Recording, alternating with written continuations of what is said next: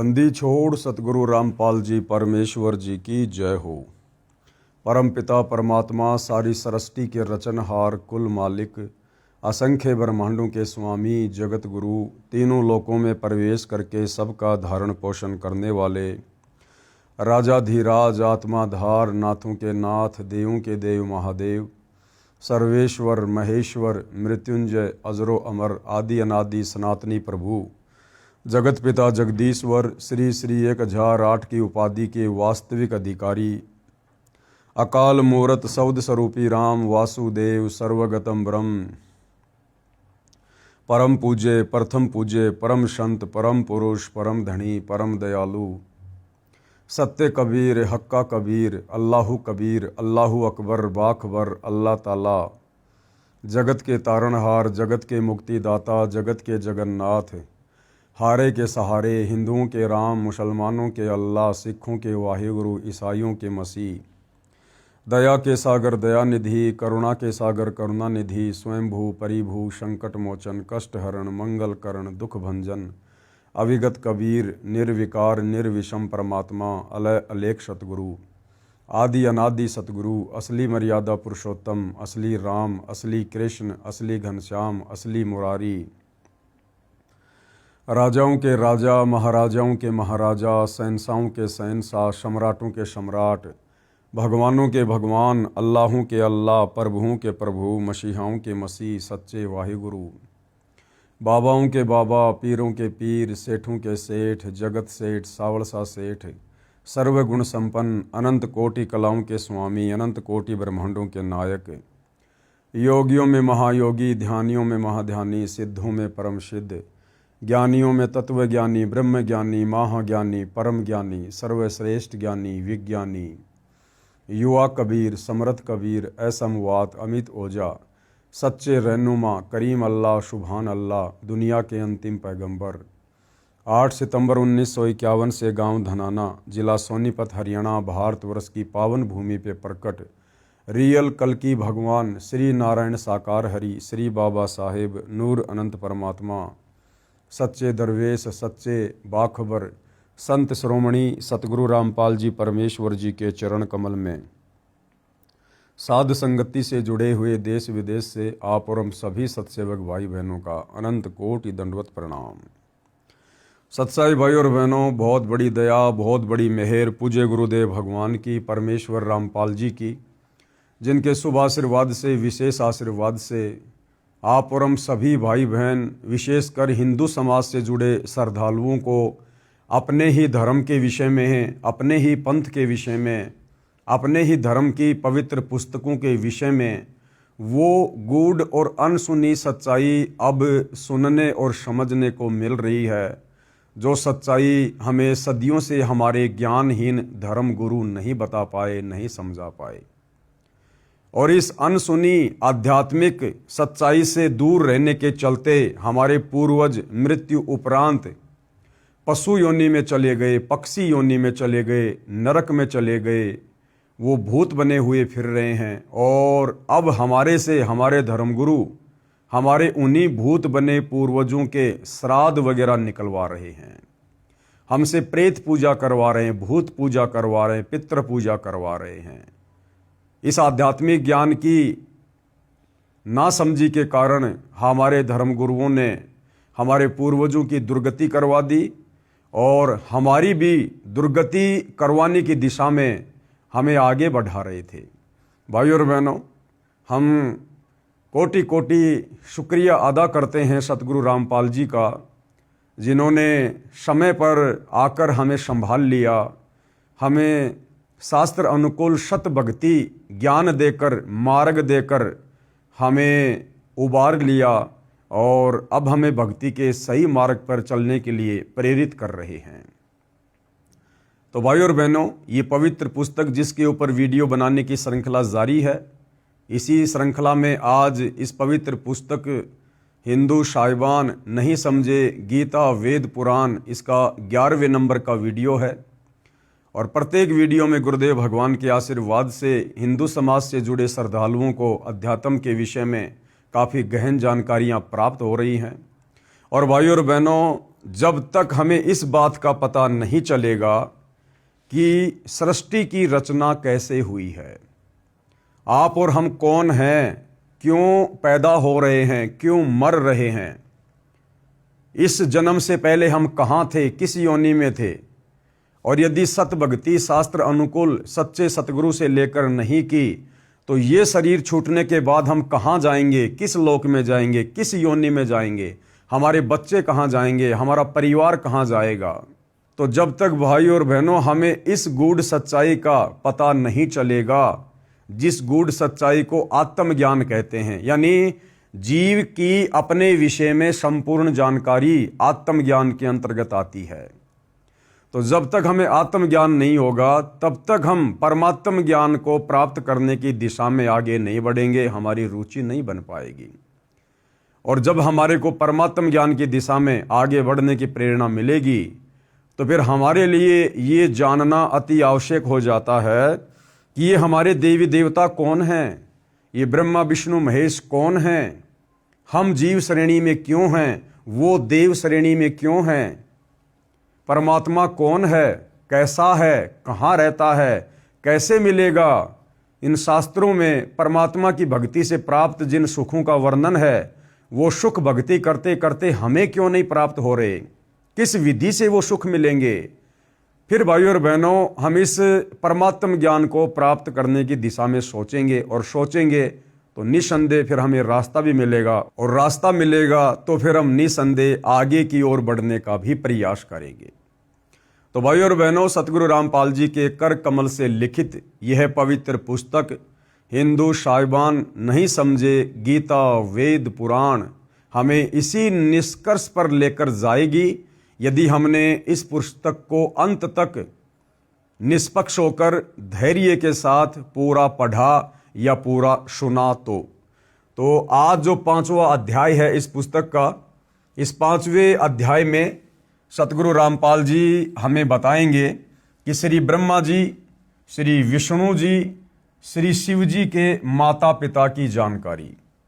तत्व ज्ञान के अभाव में सदियों से हमारे तमाम धर्म गुरुओं ने, आचार्य शंकराचार्यों ने ब्रह्मा विष्णु महेश जी के विषय में हमें यही बताया, यही पढ़ाया, यही समझाया कि ब्रह्मा विष्णु महेश ही इस सृष्टि को चला रहे हैं। ब्रह्मा जी सृष्टि की उत्पत्ति करते हैं, विष्णु जी इसका पालन पोषण करते हैं और शंकर जी फिर संहार करते हैं। ये तीनों देवता ही सर्वश्रेष्ठ हैं, इनसे ऊपर कोई भगवान नहीं है, कोई परमात्मा नहीं है। अब भाइयों और बहनों विचार करो, ये तीनों देवता भी सर्वश्रेष्ठ कहाँ हुए जो इन तीनों देवताओं को एक एक कार्य करना पड़ रहा है। अगर यही सर्वश्रेष्ठ परमात्मा होते तो ये सारा का सारा कार्य तो इनमें से अकेला कोई एक ही कर लेता, लेकिन तीनों देवताओं को अलग अलग कार्य करने पड़ रहे हैं। जीवों की उत्पत्ति का कार्य श्री ब्रह्मा जी कर रहे हैं, जीवों के पालन पोषण का कार्य श्री विष्णु जी कर रहे हैं, और अंत में मारने पीटने का, संहार करने का कार्य श्री शंकर जी कर रहे हैं। तो ये फिर आधे अधूरे हुए, ये कंप्लीट कहाँ हुए। अगर कंप्लीट होता तो इनमें से कोई एक ये सारे कार्य कर लेता, क्योंकि परमात्मा तो समर्थ होता है, सक्षम होता है। तो भाइयों और बहनों, हमारे धर्मगुरुओं को हमारे ही धर्मशास्त्रों का ज्ञान नहीं था, क्योंकि ये ज्ञान तत्वदर्शी संत की शरण ग्रहण किए बिना नहीं हो सकता। हमारी बुद्धि नहीं खुल सकती। हम सब जीव कैटेगरी के प्राणी हैं, वो चाहे हमारे धर्मगुरु हो, चाहे 33 करोड़ देवी देवता हो, चाहे ब्रह्मा विष्णु महेश हो, हम सब जीव कैटेगरी में हैं। और ये कार्य स्वयं परमात्मा ही संत रूप धारण करके, तत्वदर्शी संत का रूप धारण करके, वो परमात्मा परम अक्षर ब्रह्म सच्चिदानंद घन ब्रह्म, वो कबीर देव, वो परमेश्वर स्वयं ही इस भेद को आकर खोलते हैं। बाकी जीव के बस की बात नहीं कि जीव इन शास्त्रों को पढ़कर इनके सार को निकालकर अन्य प्राणियों को समझा सके या खुद समझकर सत भक्ति कर सके। तो आज से पहले तो भाइयों और बहनों, आप और हमारे लिए सदियों से यही एक बहुत बड़ी पहेली बनी हुई थी कि ब्रह्मा विष्णु महेश ये अजन्मा हैं, सर्वेश्वर हैं, महेश्वर हैं, इनके कोई माता पिता नहीं है, इन्होंने सबको उत्पन्न किया है। जबकि ये हमारे पवित्र धार्मिक ग्रंथ चीख चीख कर इस बात की गवाही दे रहे हैं। खुद श्री ब्रह्मा जी, श्री विष्णु जी और श्री शंकर जी श्री देवी भागवत महापुराण में स्वीकार कर रहे हैं कि भैया हम तीनों का जन्म और मरण होता है, हम नित्य नहीं हैं, अविनाशी नहीं हैं, और हमारे तो माता पिता भी हैं, और हम तो किसी और शक्ति के अधीन होकर एक एक कार्य कर रहे हैं। ब्रह्मा जी उत्पत्ति का, विष्णु जी पालन का, शंकर जी संहार का। और इन्हीं धर्मशास्त्रों को हमारे धर्मगुरु दिन रात चश्मे लगा लगा के पढ़ा करते थे, लेकिन वो निष्कर्ष निकाल कर ना तो खुद समझ पाए और ना आम समाज में वो सच्चाई पेश कर पाए। क्योंकि कबीर परमात्मा कहते हैं कि गुरु बिन काहू न पाया ज्ञाना, और ज्यों थोथा बुश छिड़े मूड किसाना। तो भाइयों और बहनों, अब हमें वो सच्चा गुरु मिला है, तत्वदर्शी गुरु मिला है, और अब उन्होंने सारे के सारे भेद निष्कर्ष इन धर्मशास्त्रों के निकाल कर टीवी चैनलों पर और पुस्तकों के माध्यम से सार्वजनिक कर दिए हैं।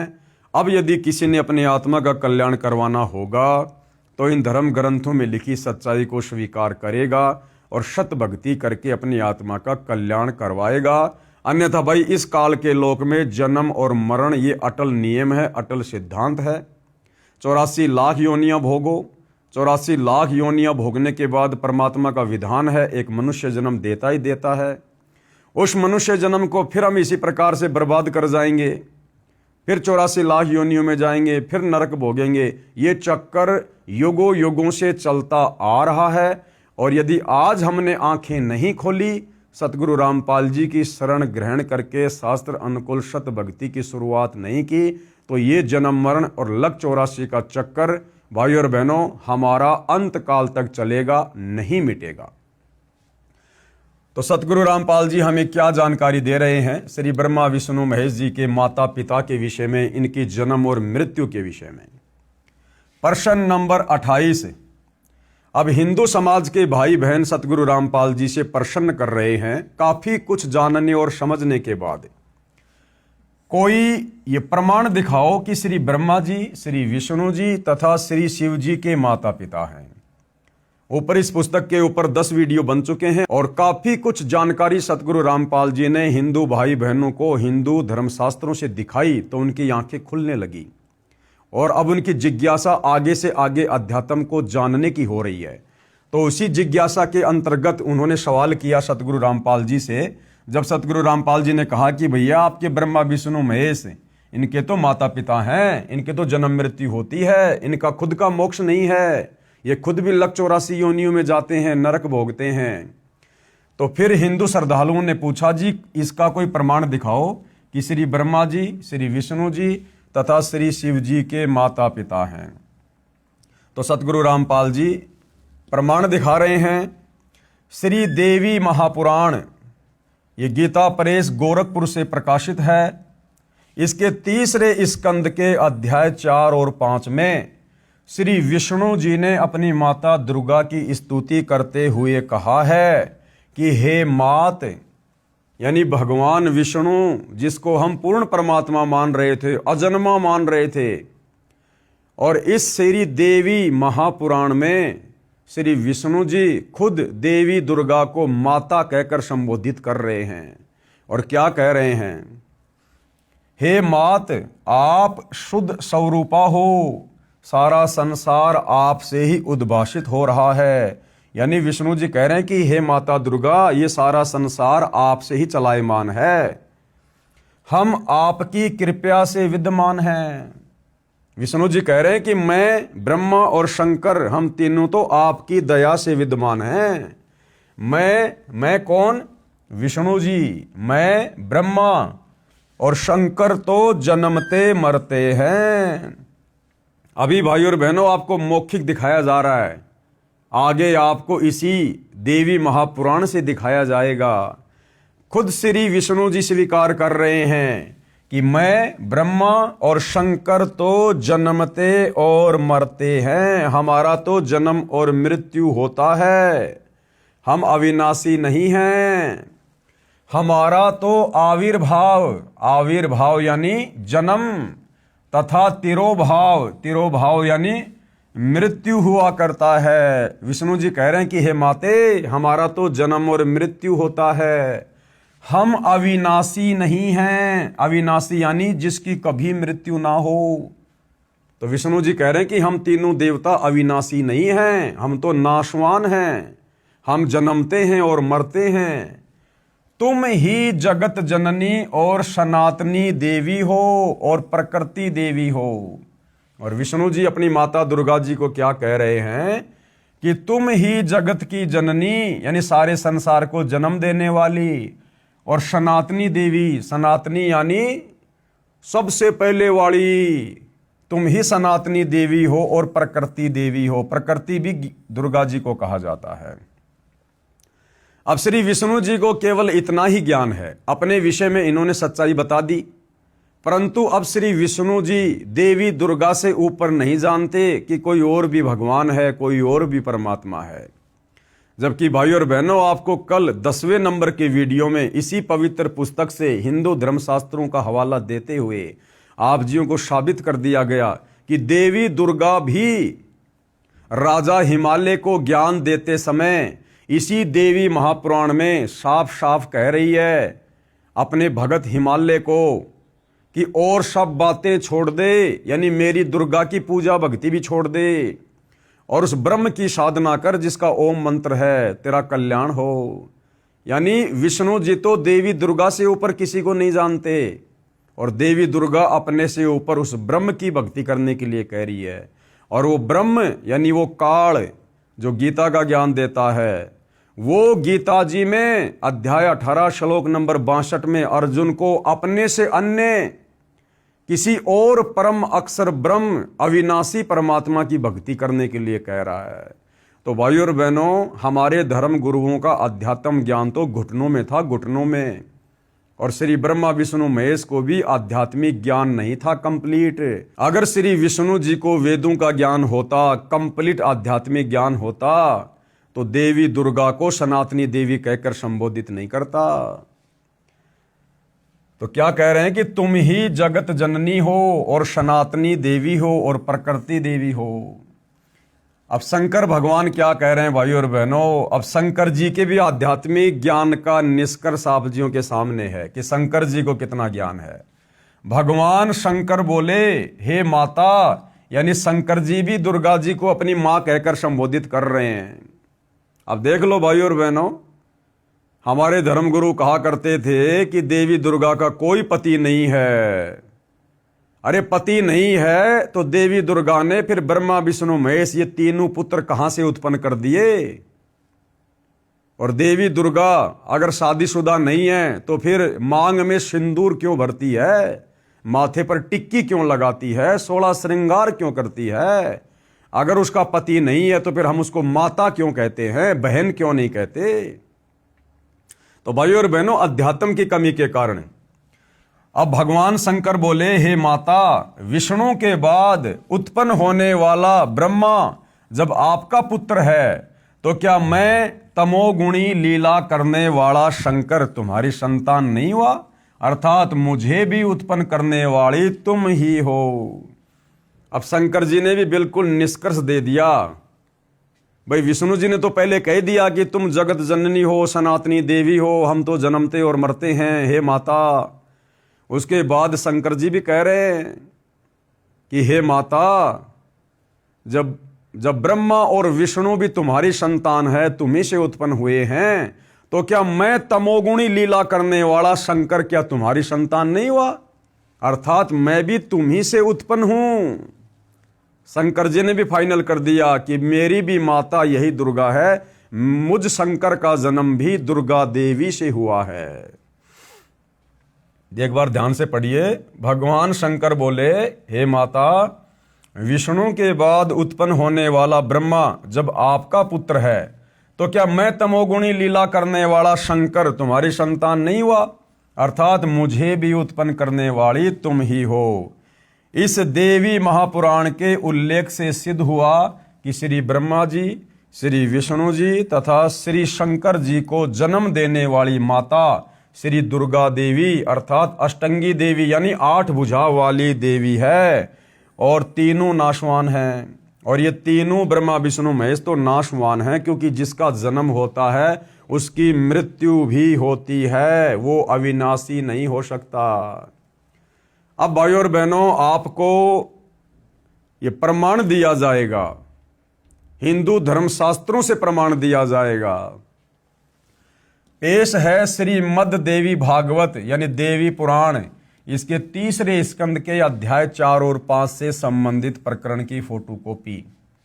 संक्षिप्त देवी भागवत आपकी आंखों के सामने है, देखिएगा। श्री विष्णु जी कह रहे हैं दुर्गा जी की स्तुति करते हुए, तुम शुद्ध स्वरूपा हो, ये संसार तुम्ही से उद्भासित हो रहा है। विष्णु जी कह रहे हैं कि हे माता दुर्गा, तुम शुद्ध स्वरूपा हो और ये सारा संसार तुम्ही से प्रकाशमय है। मैं यानी विष्णु, ब्रह्मा और शंकर हम सभी तुम्हारी कृपा से विद्यमान हैं। हमारा आविर्भाव यानी जन्म और तिरोभाव यानी मृत्यु हुआ करता है। केवल तुम ही नित्य हो यानी तुम ही सदा रहती हो, जगत जननी हो, प्रकृति और सनातनी देवी हो। विष्णु जी ने क्लियर कर दिया कि भैया हम तो तीनों जन्मते और मरते हैं। अब भगवान शंकर क्या कह रहे हैं? शंकर जी कह रहे हैं, भगवान शंकर बोले, देवी यदि महाभाग विष्णु तुम्ही से प्रकट हुए हैं, यदि विष्णु जी का जन्म तुम्ही से हुआ है, तो उनके बाद उत्पन्न होने वाले ब्रह्मा भी तुम्हारे ही बालक हुए। फिर मैं तमोगुणी लीला करने वाला शंकर क्या तुम्हारी संतान नहीं हुआ?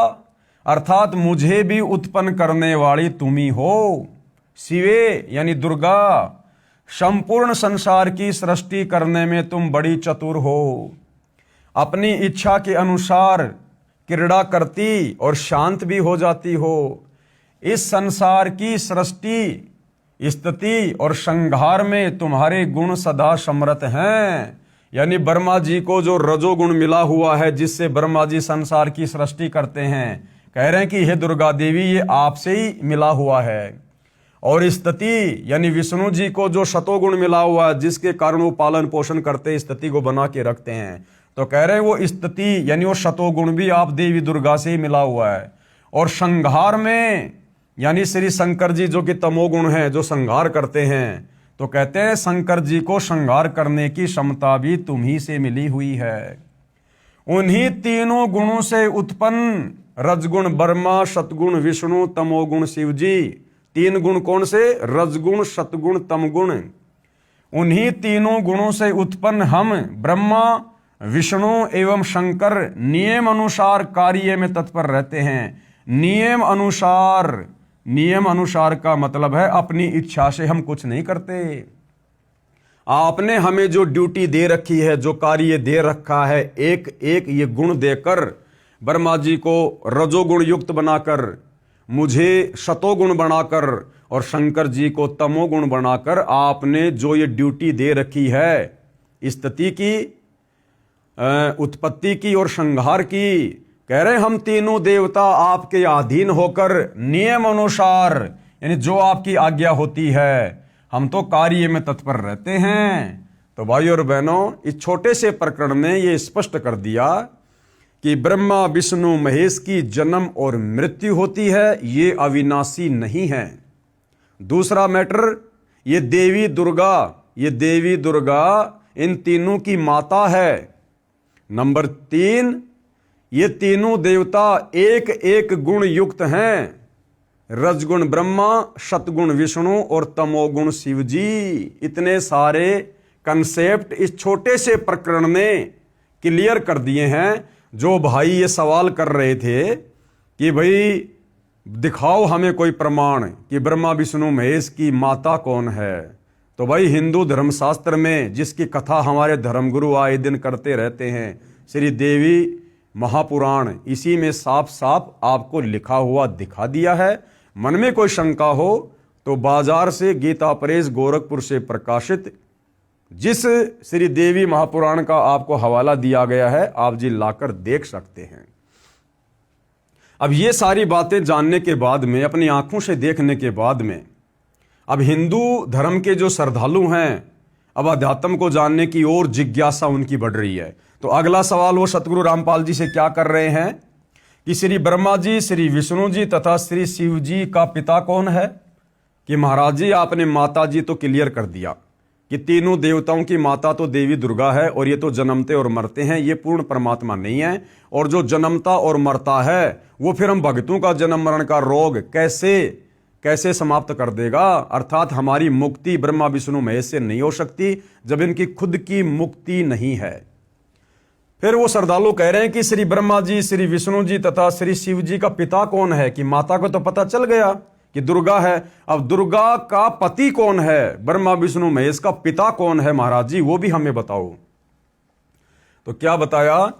श्री ब्रह्मा रजगुण, श्री विष्णु सतगुण तथा श्री शिव जी तमगुण की माता देवी दुर्गा है तथा पिता काल ज्योति निरंजन है। इनका पिता कौन है? ये काल ब्रह्म, जिसको ज्योति निरंजन भी कहते हैं, जिसने गीता जी का ज्ञान श्री कृष्ण जी के शरीर में प्रवेश करके कुरुक्षेत्र के मैदान में महाभारत के युद्ध के समय दिया।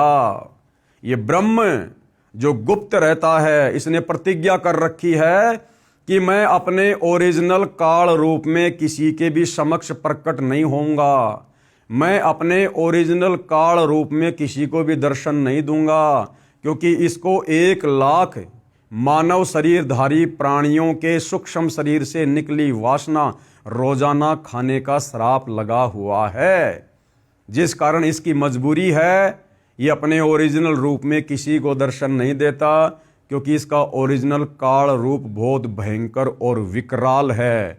पूजा तो छोड़ो, इसका रूप देखते ही आदमी का कलेजा फट जाए। जिस प्रकार महाभारत के युद्ध में जब इसने श्री कृष्ण जी के शरीर में प्रवेश करके और अपना 1000 भुजा वाला विराट रूप अर्जुन को दिखाया, तो अर्जुन इतना डर गया, उसने दोबारा से हथियार उठा लिए कि ठीक है, आप जैसा कहोगे मैं वैसा ही करूंगा, मुझे अपना वो चतुर्भुज रूप दिखाओ, अन्यथा मेरा कलेजा फट जाएगा। तो गुरुदेव भगवान कह रहे कि तीनों देवताओं की माता है दुर्गा तथा पिता काल ज्योति निरंजन है। अब देखिए, इसका भी आपको प्रमाण देंगे भाई और बहनों। पुस्तक हिंदू साहिबान नहीं समझे गीता वेद पुराण, पेज नंबर 144। और इसका प्रमाण कहाँ है? पहले आपको मौखिक बताया जाएगा। श्री शिव महापुराण में, ये गीता प्रेस गोरखपुर से प्रकाशित, इसके पिता का ज्ञान है। इस शिव महापुराण में ब्रह्मा विष्णु महेश के पिता का ज्ञान है। श्री शिव महापुराण के रुद्र संहिता खंड में अध्याय 5 से 9 तक निम्न प्रकरण है। क्या प्रकरण है? ध्यान से पढ़िएगा।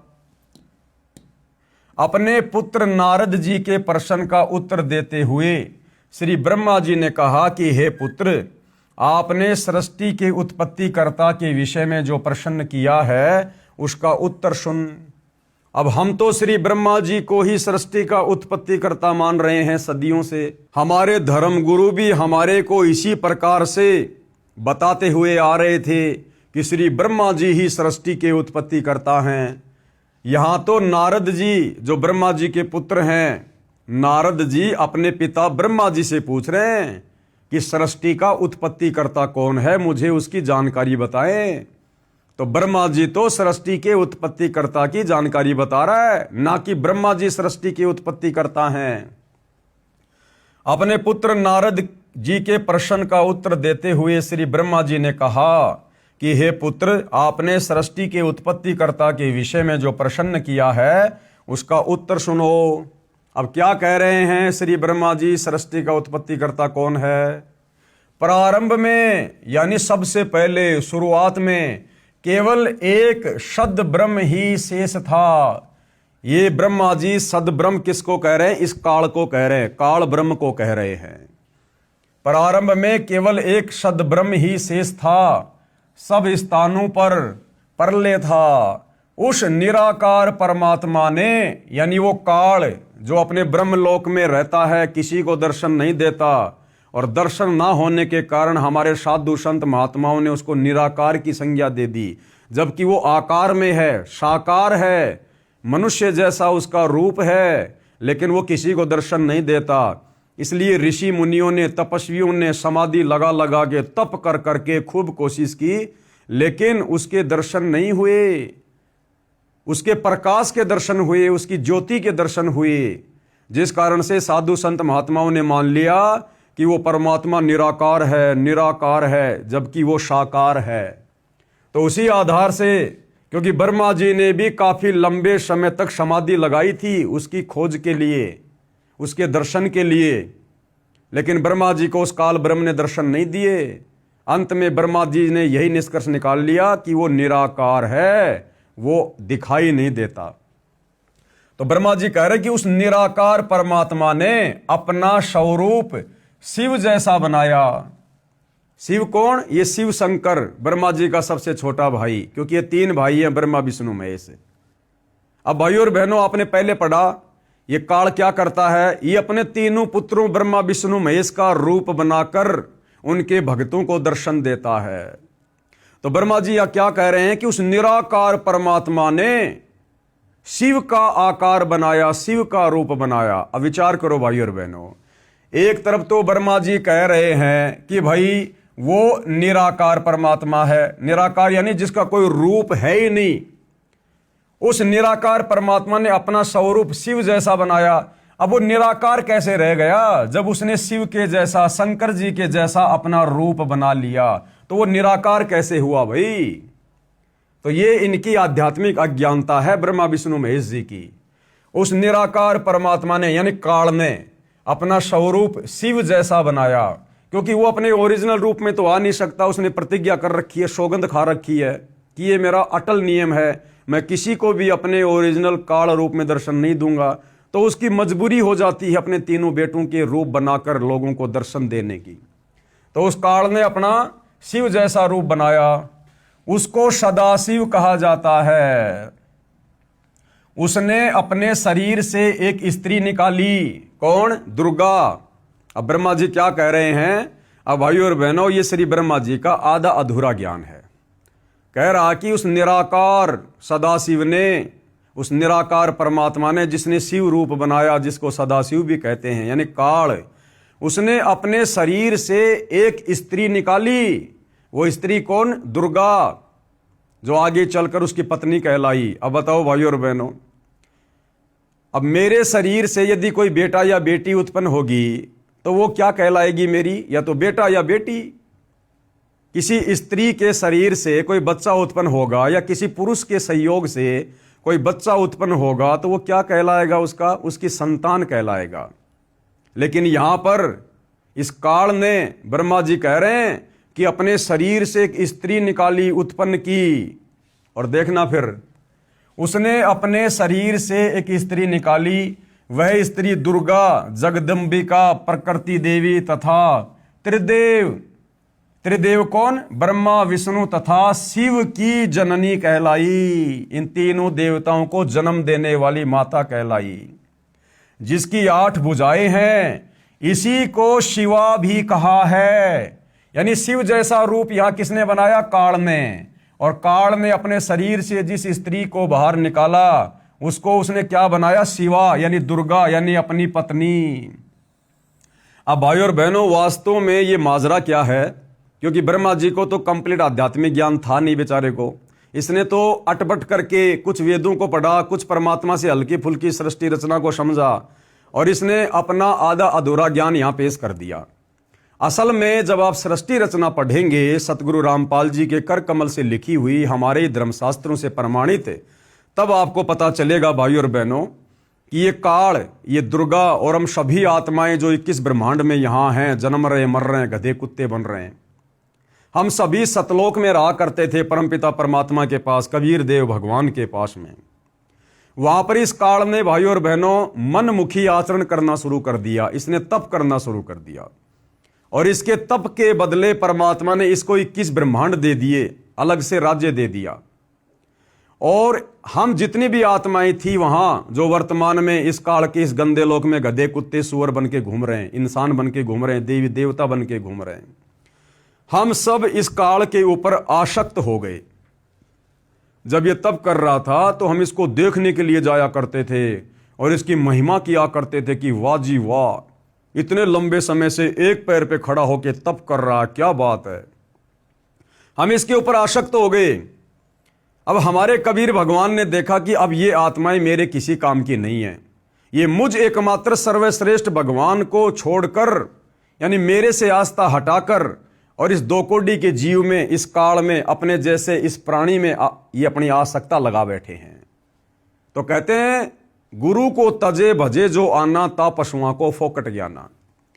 तो परमात्मा ने उसके तप के बदले 21 ब्रह्मांड दे दिए और हम सभी आत्माओं ने भी उसके साथ 21 ब्रह्मांडों में आने की सहमति व्यक्त कर दी, हाथ ऊपर खड़ा करके अपने भगवान के सामने, ये सोचकर कि हमें ना जाने सतलोक से भी ज्यादा सुख मिलेंगे यहां इसके पास में।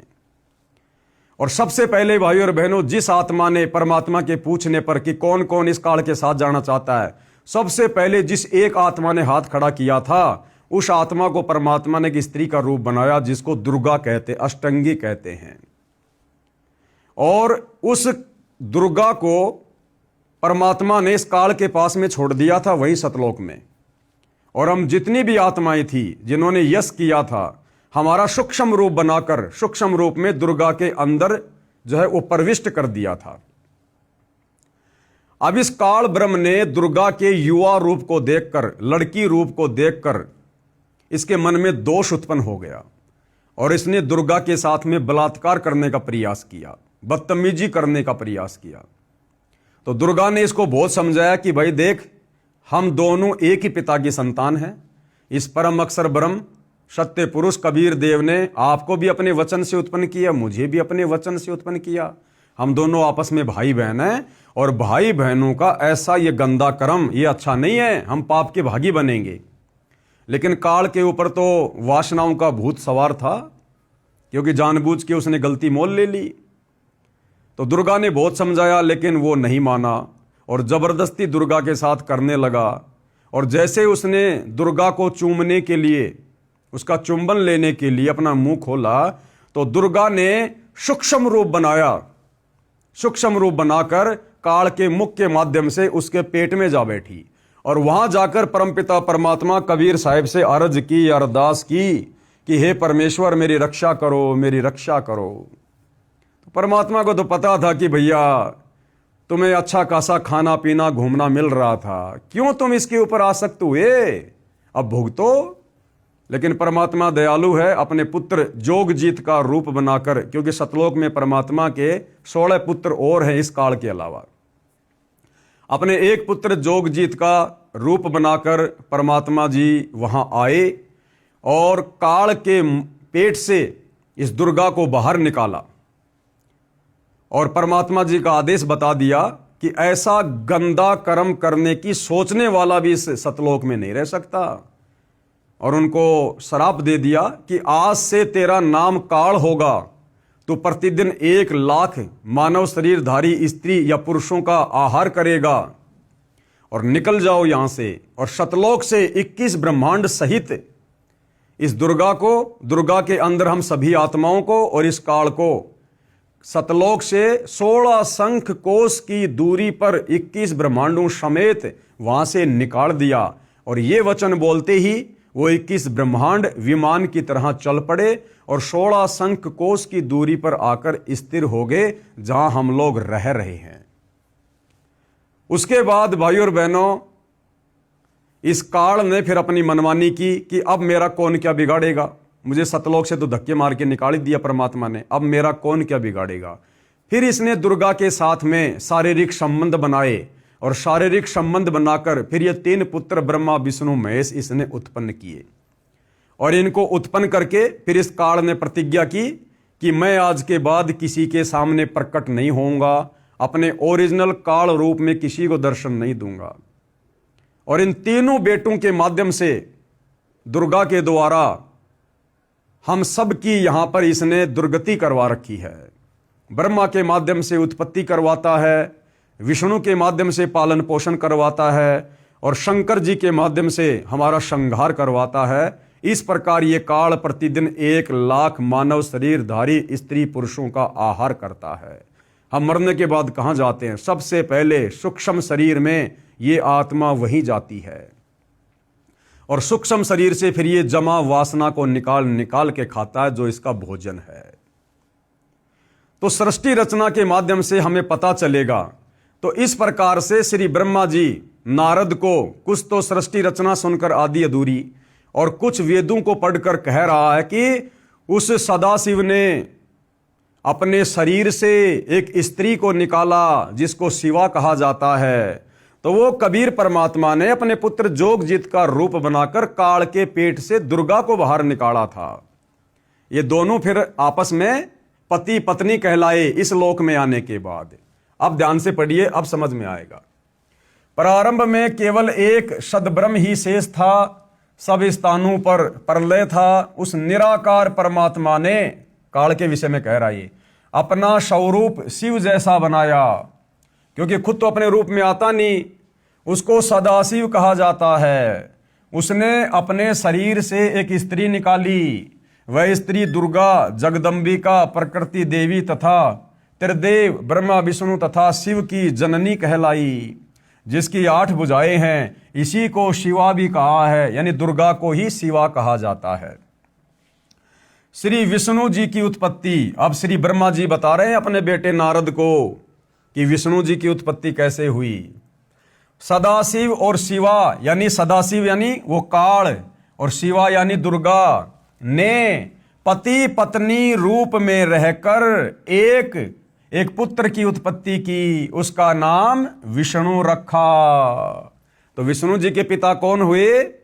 ये काल भगवान, ये सदाशिव जिसको काल ब्रह्म कहते हैं, और माता कौन हुई? दुर्गा। आगे आपको भाई और बहनों इस देवी महापुराण की फोटोकॉपी भी दिखाएंगे आपको। श्री विष्णु जी की उत्पत्ति सदाशिव और शिवा यानी काल और दुर्गा ने पति पत्नी रूप में रहकर एक पुत्र की उत्पत्ति की, उसका नाम विष्णु रखा। अब आगे पढ़िए, श्री ब्रह्मा जी की उत्पत्ति कैसे हुई। श्री ब्रह्मा जी की उत्पत्ति, श्री ब्रह्मा जी ने बताया कि जिस प्रकार विष्णु जी की उत्पत्ति शिव तथा शिवा के संयोग यानी काल और दुर्गा के संयोग यानी भोग विलास से हुई है, उसी प्रकार शिव और शिवा ने यानी काल और दुर्गा ने मेरी यानी ब्रह्मा की भी उत्पत्ति की। तो ब्रह्मा जी का भी पिता कौन हुआ? ये काल ब्रह्म, और माता कौन हुई? दुर्गा। नोट, यहां पर शिव को काल ब्रह्म जाने, शिवा को दुर्गा जाने। अदालत नोट करे, क्योंकि आने वाले समय में भाई और बहनों ये सारी बातें अदालतों में रखी जाएंगी, इन धर्म शास्त्रों से प्रमाणित किया जाएगा। इसलिए सतगुरु रामपाल जी ने पहले यहां पर कोष्टक में लिख दिया, अदालत नोट करे। इस रुद्र संहिता खंड में शंकर जी की उत्पत्ति का प्रकरण नहीं है। अब इस रुद्र संहिता में श्री शंकर जी की उत्पत्ति का जो प्रकरण है कि शंकर जी की उत्पत्ति कैसे हुई, ये इस अनुवादकर्ता ने जानबूझ के नहीं लिखा। क्यों नहीं लिखा? क्योंकि इसको आध्यात्मिक ज्ञान नहीं था, इसको तत्व ज्ञान नहीं था। अब इसने सोचा यदि मैं शिव जी की उत्पत्ति दिखा दूंगा तो फिर मैं ये कैसे सिद्ध करूंगा कि वो सदाशिव कौन था, फिर वो सदाशिव मैं कैसे सिद्ध करूंगा, क्योंकि इनकी बुद्धि काल ब्रह्म तक नहीं जा रही थी। इन अनुवादकर्ताओं की ये केवल ब्रह्मा विष्णु शिव को ही फाइनल मानते थे, इनसे ऊपर किसी को नहीं मानते थे। तो इसने सोचा कि मैंने यहां पर सदाशिव को दिखा दिया, मैंने यहां पर श्री विष्णु जी को दिखा दिया, मैंने यहां श्री ब्रह्मा जी को दिखा दिया। अब अगर मैं शिव जी को दिखाऊंगा तो फिर ये चौथा माना जाएगा और कोई भी मेरी बात को स्वीकार नहीं करेगा। तो जानबूझकर इसने इस प्रकरण को छोड़ दिया। लेकिन भाई और बहनों, आप जी ने ऊपर श्री देवी महापुराण में, आप जी ने ऊपर श्री देवी महापुराण में साफ साफ देख लिया है, पढ़ लिया है। यहां पर श्री शंकर जी खुद अपनी उत्पत्ति बता रहे हैं। क्या बोल रहे हैं? भगवान शंकर बोले देवी यानी दुर्गा जी यदि महाभाग विष्णु तुम्ही से प्रकट हुए हैं तो उनके बाद उत्पन्न होने वाला ब्रह्मा भी तुम्हारे बालक हुए। फिर मैं तमोगुणी लीला करने वाला शंकर यानी शिव क्या तुम्हारी संतान नहीं हुआ? अर्थात मुझे भी उत्पन्न करने वाली तुम ही हो। भाई चोर चुरावे तू मड़ी, गाडे पानी मां, वो गाडे व ऊपर आवे, सच्चाई छानी ना। तो ये अनुवाद करता कहां कहां तक अपनी अज्ञानता को पेश करेंगे और सच्चाई को दबाएंगे। सच्चाई तो इन्हीं धर्मशास्त्रों में लिखी हुई है। तो यहां श्री शंकर ने भी अपनी उत्पत्ति इसी देवी दुर्गा से बताई है। और देवी दुर्गा का पति कौन है ये आपने देख लिया, ये काल ब्रह्म है, ये सदाशिव है। तो तीनों देवताओं की उत्पत्ति यहां पर इस काल ब्रह्म और उसकी पत्नी दुर्गा के संयोग से, पति पत्नी व्यवहार से हुई है। इस रुद्र संहिता खंड में शंकर जी की उत्पत्ति का प्रकरण नहीं है, यह अनुवादकर्ता की गलती है। वैसे देवी पुराण में शंकर जी ने स्वयं स्वीकारा है कि मेरा जन्म दुर्गा यानी प्रकृति से हुआ है, जो अभी आपको दिखाया गया। पेश है संक्षिप्त शिव पुराण की रुद्र संहिता खंड से संक्षिप्त प्रकरण की फोटोकॉपी।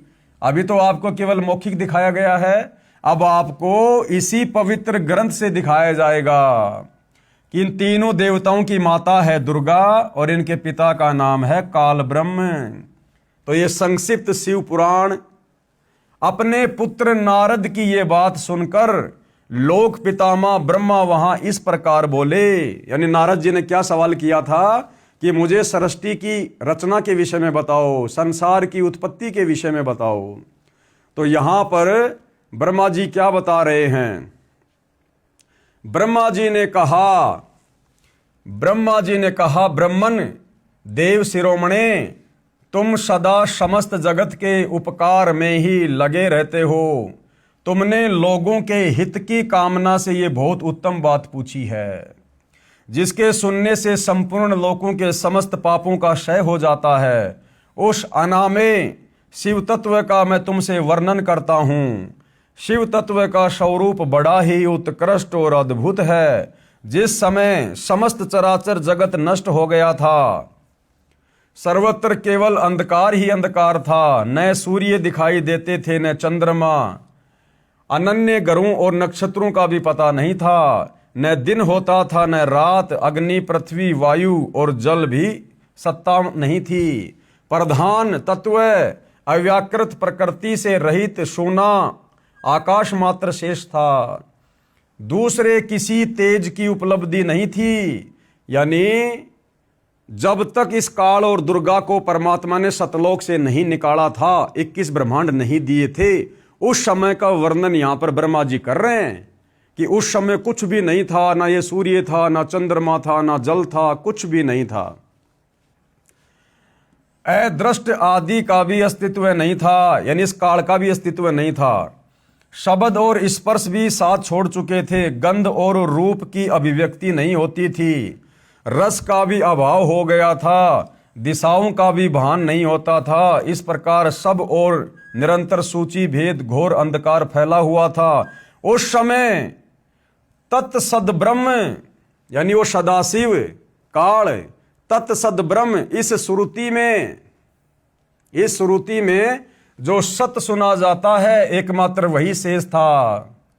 जब यह वह ऐसा जो इत्यादि रूप से निर्दिष्ट होने वाला भावात्मक जगत नहीं था, उस समय एकमात्र वह सत्य ही शेष था, जिसे योगीजन अपने हृदयाकाश के भीतर निरंतर देखते हैं। वह सतत्व मन का विषय नहीं है, वाणी की भी वहां तक कभी पहुंच नहीं होती। वह नाम तथा रूप रंग से भी शून्य है। वह न स्थूल है, न कृश है, न हश्व है, न दीर्घ है तथा न लघु है, न गुरु।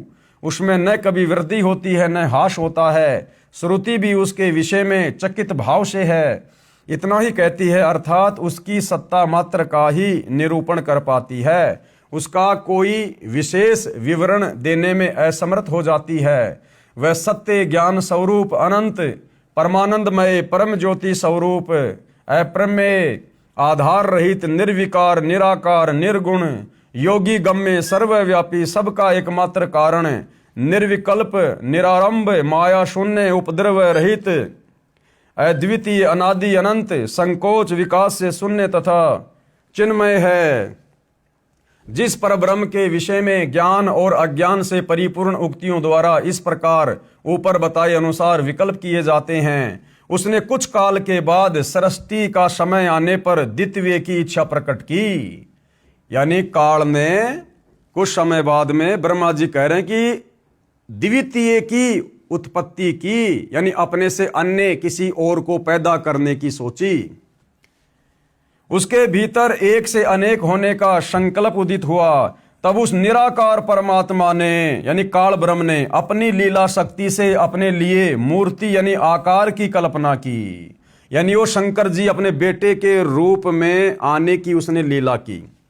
वह मूर्ति संपूर्ण ऐश्वर्य गुणों से संपन्न, सर्व ज्ञानमयी, शुभ स्वरूपा, सर्वव्यापिनी, सर्वरूपा, सर्वदर्शनी मूर्ति चिन्मय आकार भगवान सदाशिव है। अवार्चिन और प्राचीन विद्वान उन्हीं को ईश्वर कहते हैं। यानी इन साधु संत महात्माओं को, ऋषि मुनियों को, आचार्यों शंकराचार्यों को केवल ये काल ही परमात्मा दिखाई देता है, जिसको निराकार निराकार कहते हैं। उस समय एकाकी रहकर स्वेच्छानुसार विहार करने वाले उन सदाशिव ने अपने विग्रह से यानी अपने शरीर से स्वयं ही एक स्वरूप भूता शक्ति की सृष्टि की। जबकि काल के पेट में सूक्ष्म रूप बनाकर जब दुर्गा बैठ गई थी, तो परमात्मा कबीर जी ने स्वयं ही अपने पुत्र जोगजीत का रूप बनाकर उसको पेट से बाहर निकाला था। लेकिन ब्रह्मा जी को सृष्टि रचना का कंप्लीट ज्ञान नहीं है, जो उनके अपने श्रीअंग से कभी अलग होने वाली नहीं थी।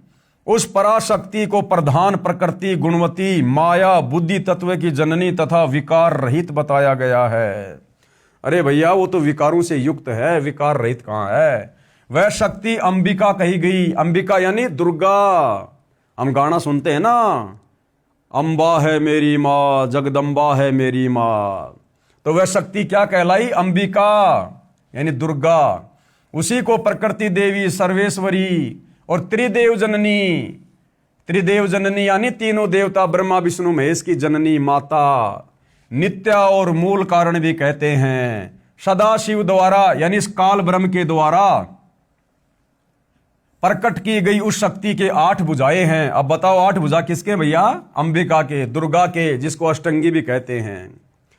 उस शुभ लक्षणा देवी के मुख की शोभा विचित्र है। वह अकेली ही अपने मुखमंडल में सदा 1 सहस्त्र चंद्रमाओं की कांति धारण करती है। नाना प्रकार के आभूषण उसके श्रीअंग की शोभा बढ़ाते हैं। वह देवी नाना प्रकार की गतियों से संपन्न है और अनेक प्रकार के अस्त्र शस्त्र धारण करती है। उसके खुले हुए नेत्र खिले हुए कमल के समान जान पड़ते हैं। वह अचिंत्य तेज से जगमगाती है। वह सबकी योनि है। सबकी योनि यानी इस काल ने सभी जीवों को दुर्गा के माध्यम से उत्पन्न किया है, पति पत्नी व्यवहार करके, और सदा उधमशील रहती है। एकाकिनी होने पर भी वह माया संयोगवशात अनेक हो जाती है। और वे जो सदाशिव हैं, ये दुर्गा का पति काल सदाशिव, उन्हें परम पुरुष ईश्वर शिव शंभु और महेश्वर कहते हैं। वे अपने मस्तक पर आकाश गंगा को धारण करते हैं। उनके भाल देश में चंद्रमा शोभा पाते हैं। उनके 5 मुख हैं और प्रत्येक मुख में 3-3 नेत्र हैं। उनका चित्त सदा प्रसन्न रहता है। वे 10 भुजाओं से युक्त और त्रिशूलधारी है। असल में ये 1 भुजा का स्वामी है, बाकी एक चाहे तो कम से कम 2 भुजा भी बना सकता है, 10 भी बना सकता है, 100 भी बना सकता है, लेकिन 1000 से ज्यादा नहीं बना सकता, क्योंकि ये 1000 कलाओं का स्वामी है। उनके श्रीअंगों की प्रभा, ये रुद्र संहिता चल रही है भाई और बहनों, उनके श्रीअंगों की प्रभा कपूर के समान श्वेत गौर है। वे अपने सारे अंगों में भस्म रमाए रहते हैं। उन काल रूपी, देखो सच्चाई आ रही है भाई और बहनों, उन काल रूपी ब्रह्म ने एक ही समय शक्ति के साथ शिवलोक नामक क्षेत्र का निर्माण किया। उस काल रूपी ब्रह्म ने, कौन है ये? दुर्गा का पति काल ब्रह्म। उस काल रूपी ब्रह्म ने शिवलोक नामक क्षेत्र का निर्माण किया था। उस उत्तम क्षेत्र को ही काशी कहते हैं। वह परम निर्वाण या मोक्ष का स्थान है, जो सबके ऊपर विराजमान है। ये अपने वाली काशी नहीं, कोई सोचे ये बनारस वाली काशी नहीं, ऊपर के लोगों की बात हो रही है। वे प्रिया तथा प्रियतम रूप, प्रिया कौन? दुर्गा, और प्रियतम कौन? ये काल। शक्ति और शिवा यानी दुर्गा और ये काल जो शिव रूप धारण करता है, जो परमानंद स्वरूप है, उस मनोरम क्षेत्र में नित्य निवास करते हैं। काशीपुरी परमानंद रूपिणी है मुने, शिव और शिवा ने यानी काल और दुर्गा ने प्रलय काल में कभी उस क्षेत्र को अपने सानिध्य से मुक्त नहीं किया। यानी जब ब्रह्मा विष्णु महेश के लोकों में जब प्रलय आती है तो ये काल और दुर्गा उसी काशी नामक क्षेत्र में रहते हैं। इसलिए विद्वान पुरुष उसे अविमुक्त क्षेत्र के नाम से भी जानते हैं। वह क्षेत्र आनंद का हेतु है, इसलिए पिनाकधारी शिव ने पहले उसका नाम आनंद वन रखा था, उसके बाद वह अविमुक्त के नाम से प्रसिद्ध हुआ। देवर्षे यानी ब्रह्मा जी कह रहे नारद से कि देवर्षे एक समय उस आनंद वन में रमण करते हुए शिवा और शिव के मन में ये इच्छा हुई। अब ध्यान से पढ़ना भाई और बहनों, ब्रह्मा विष्णु महेश की उत्पत्ति कैसे हुई है? दुर्गा और काल के पति पत्नी व्यवहार करने से। ब्रह्मा जी नारद जी से कह रहे हैं कि देवर्षे यानी नारद जी एक समय उस आनंद वन में रमण करते हुए यानी घूमते फिरते हुए शिवा यानी दुर्गा और शिव यानी काल, इनके मन में ये इच्छा प्रकट हुई कि किसी दूसरे पुरुष की भी सृष्टि करनी चाहिए, कि कोई संतान भी उत्पन्न करनी चाहिए, बच्चा भी पैदा करना चाहिए। जिस पर यह सृष्टि संचालन का महान भार रखकर हम दोनों केवल काशी में रहकर इच्छानुसार विचरें, ताकि सारी सृष्टि का भार उन बच्चों के ऊपर रख दिया जाए और हम आराम से यहां मौज करें और निर्वाण धारण करें। वही पुरुष हमारे अनुग्रह से सदा सबकी सृष्टि करे, यानी वो हमारी संतान ही हमारे सारे काम को संभाले, पालन करे और वही अंत में सबका संहार भी करे। यह चित्त एक समुद्र के समान है, इसमें चिंता की उताल तरंगे उठ उठकर इसे चंचल बनाए रहती हैं। इसमें सत्व गुण रूपी रतन, तमोगुण रूपी ग्रह और रजोगुण रूपी मूंगे भरे हैं। इस विशाल चित्त समुद्र को संकुचित करके हम दोनों उस पुरुष के प्रसाद से आनंद कानन काशी में सुखपूर्वक निवास करें। यह आनंद वन वह स्थान है जहां हमारी मनोवर्ती सब ओर से सिमट कर इसी में लगी हुई है, तथा जिसके बाहर का जगत चिंता से आतुर प्रतीत होता है। ऐसा निश्चय करके शक्ति सहित सर्वव्यापी परमेश्वर शिव ने, अब देखना भाइयों और बहनों, ऐसा विचार करके यानी संतान उत्पत्ति का विचार करके, ऐसा निश्चय करके शक्ति सहित यानी दुर्गा के साथ सर्वव्यापी परमेश्वर शिव ने यानी उस काल ने अपने वाम भाग के 10वें अंग पर अमृत मल दिया, यानी पति पत्नी व्यवहार किया, शारीरिक संबंध बनाए। फिर तो वहां से एक पुरुष प्रकट हुआ जो तीनों लोकों में सबसे अधिक सुंदर था। वह शांत था, उसमें सत्व गुण की अधिकता थी तथा वह गंभीरता का अथाह सागर था। मुने क्षमा नामक गुण से युक्त उस पुरुष के लिए ढूंढने पर भी कहीं कोई उपमा नहीं मिलती। यानी इन्होंने विष्णु की उत्पत्ति की और शिव ने कहा, इस काल ने क्या कहा कि बेटा, वत्स यानी बेटा, व्यापक होने के कारण तुम्हारा विष्णु नाम विख्यात हुआ। भाई और बहनों, क्लियर कर दिया इस शिव महापुराण ने कि काल और दुर्गा के संयोग से सबसे पहले विष्णु जी की उत्पत्ति हुई। बिल्कुल क्लियर कर दिया। तो विष्णु जी की माता कौन? दुर्गा। और विष्णु जी का पिता कौन? ये काल ब्रह्म। अब आगे बढ़िएगा, ये रुद्र संहिता चल रही है भाई और बहनों। भगवान विष्णु की नाभि से कमल का प्रादुर्भाव, यानी फिर श्री विष्णु जी की नाभि से किस प्रकार ब्रह्मा जी की उत्पत्ति हुई, ये पढ़िएगा आप आगे।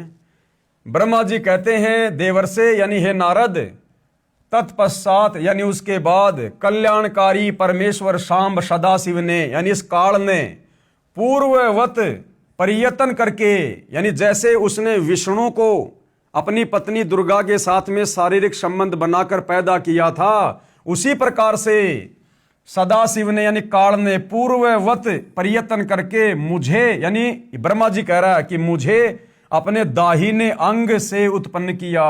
मुने उस महेश्वर ने यानी काल ने मुझे तुरंत ही अपनी माया मोहित करके नारायण देव के नाभि कमल में डाल दिया, यानी विष्णु के नाभि कमल में डाल दिया और लीला पूर्वक मुझे वहां से प्रकट किया।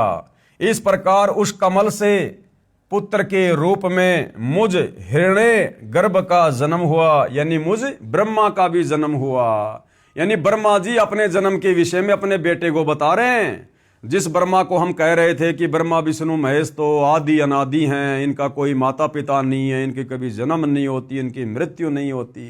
देख लो भाई और बहनों, हमारे शास्त्रों में लिखा हुआ है और ये हमारे धर्मगुरु आज तक हमारे को इन शास्त्रों में लिखे होने के बावजूद भी ढूंढकर, पढ़कर, समझकर हमें नहीं बता पाए, समाज के सामने पेश नहीं कर पाए और सदियों से हमारे को भक्ति और भगवान के नाम पर अंधेरे में रखा।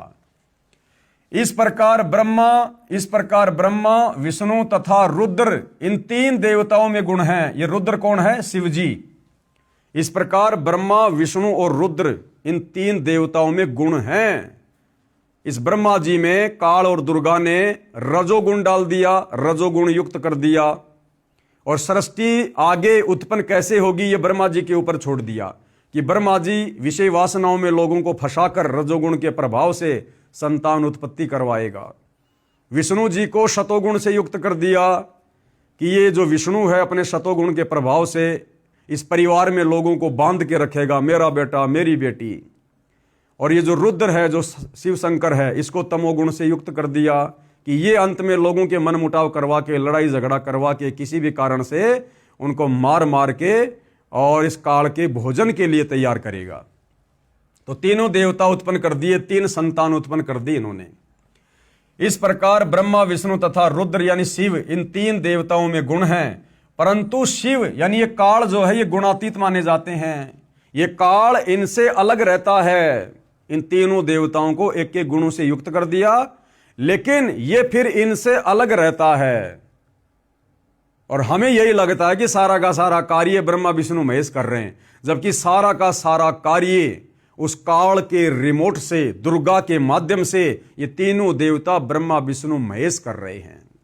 और इन तीनों अपने पुत्रों की उत्पत्ति करने के बाद में काल ने फिर दुर्गा को कहा था कि आज के बाद मैं किसी को भी मेरे ओरिजिनल काल रूप में दर्शन नहीं दूंगा और दुर्गा तू मेरे विषय में मेरा भेद इन ब्रह्मा विष्णु महेश को भी मत बताना, अन्यथा ये मेरे लिए फिर भोजन की व्यवस्था नहीं करेंगे।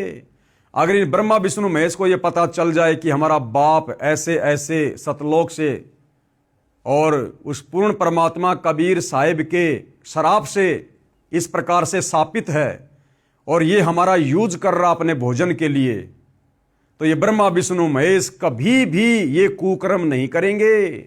इसलिए इस ब्रह्मा विष्णु महेश को भी दुर्गा उनके पिता काल ब्रह्म तक नहीं पहुंचने देती, इस सच्चाई से दूर रखती है। तो इस प्रकार ब्रह्मा विष्णु तथा रुद्र यानी शिव इन तीन देवताओं में गुण है, परंतु शिव यानी जो एक काल है जो अपने बेटे शिव का रूप धारण कर लेता है वो गुणातीत माने जाते हैं, यानी वो इनसे अलग रहता है। श्री शंकर जी भी शिव यानी काल ब्रह्म तथा शिवा यानी देवी दुर्गा का पुत्र है। श्री शिव महापुराण के विद्वेश्वर संहिता के प्रथम खंड अध्याय 6 से 10 में प्रमाण। अब देखिएगा, अब ये शंकर जी भी इसी काल और दुर्गा का पुत्र है। एक समय श्री ब्रह्मा जी तथा श्री विष्णु जी का इस बात पर युद्ध हो गया कि ब्रह्मा जी ने कहा कि मैं तेरा पिता हूं क्योंकि ये संसार मेरे से उत्पन्न हुआ है। यानी ब्रह्मा विष्णु महेश को भी पूर्णतया ये नहीं पता कि हम भगवान हैं या भगवान कोई और है। और इनमें भी आपस में एक समय झगड़ा हो गया दोनों भाइयों में, विष्णु जी में और ब्रह्मा जी में। तो ब्रह्मा कहने लगा कि मैं तेरा पिता हूं, मैंने सारे संसार की रचना करी है, तेरा जन्म मेरे से हुआ है। और विष्णु जी कहने लगे कि मैं तेरा पिता हूं, ये सारा संसार तो मेरे से उत्पन्न हुआ है, तू मेरे नाभि कमल से उत्पन्न हुआ है। इसी बात को लेकर हमारे दोनों भगवानों का, जिनको हम भगवान कहते हैं, बच्चों की तरह लड़ाई हो गई इनमें। क्योंकि ये संसार मेरे से उत्पन्न हुआ है, मैं प्रजापिता हूं। कौन कहने लगा? ब्रह्मा। विष्णु जी ने कहा कि मैं तेरा पिता हूं, तू मेरे नाभि कमल से उत्पन्न हुआ है। दोनों एक दूसरे को मारने के लिए तत्पर हो गए। उसी समय सदाशिव अर्थात काल ब्रह्म ने उन दोनों के बीच में एक सफेद रंग का प्रकाशमय स्तंभ खड़ा कर दिया। एक बहुत बड़ा स्तंभ यानी खंबा खड़ा कर दिया उन दोनों के बीच में। क्यों? क्योंकि इस काल को पता था कि अगर ये दोनों आपस में लड़ लड़ के मर जाएंगे तो मेरे लिए भोजन कैसे तैयार होगा, इस नीचे की सृष्टि को कौन चलाएगा। तो काल ने वहां पर एक लंबा चौड़ा स्तंभ, एक खंबा खड़ा कर दिया दोनों के बीच में, क्योंकि वो अपने ओरिजिनल रूप में तो आ नहीं सकता। उसने सौगंध खा रखी है कि मैं अपने ओरिजिनल रूप में तो किसी को दर्शन दूंगा ही नहीं। तो वो क्या करता है, या तो अपने तीनों बेटों में से किसी एक का रूप बना के आ जाता है, या फिर अन्य कोई लीलामय तरीके से वो प्रकट होता है। तो यहां पर वो एक लंबा चौड़ा उसने खंबा जो है प्रकट कर दिया उन दोनों के बीच में। अब ये दोनों देवता लड़ाई करना तो भूल गए और उस खंबे को देखने लग गए, इतना लंबा चौड़ा, उसका और छोर देखने लग गए। दोनों एक दूसरे को मारने के लिए तत्पर हो गए। उसी समय सदाशिव यानी काल ब्रह्म ने उन दोनों के बीच में एक सफेद रंग का प्रकाशमय स्तंभ यानी खंबा खड़ा कर दिया।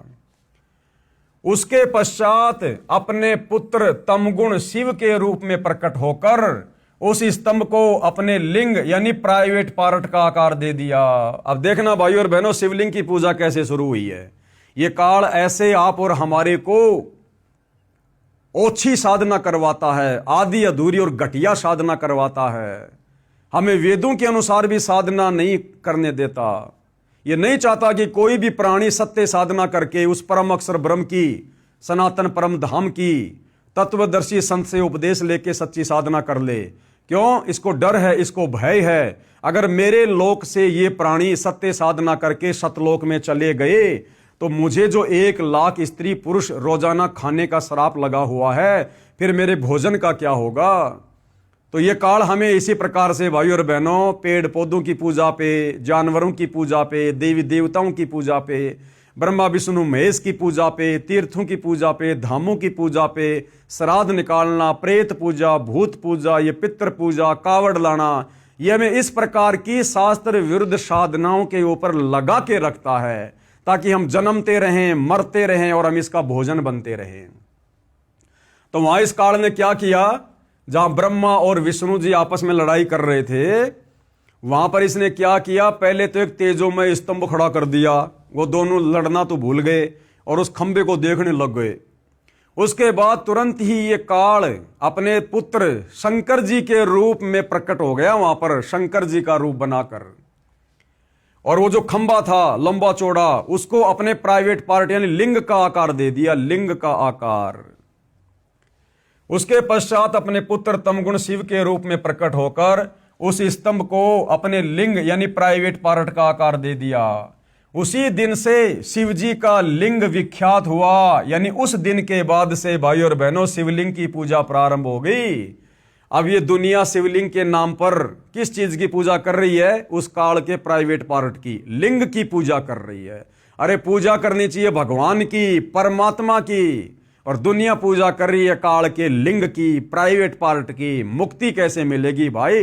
दुर्गति होगी, दुर्गति। उस स्तंभ को अपने लिंग यानी प्राइवेट पार्ट का आकार दे दिया। उसी दिन से शिव जी का लिंग विख्यात हुआ, लिंग पूजा प्रारंभ हुई। 5वें अध्याय के श्लोक 26 और 31 में उस काल ब्रह्म ने स्वयं शंकर के रूप में प्रकट होकर उनको बताया कि तुम दोनों में से कोई भी कर्ता यानी भगवान नहीं है। ब्रह्मा विष्णु महेश को काल ने अपने सबसे छोटे बेटे शिव जी के रूप में, शंकर जी के रूप में प्रकट होकर कहा कि ये ब्रह्मा और विष्णु, तुम दोनों में से कोई भी कर्ता नहीं है, भगवान नहीं है।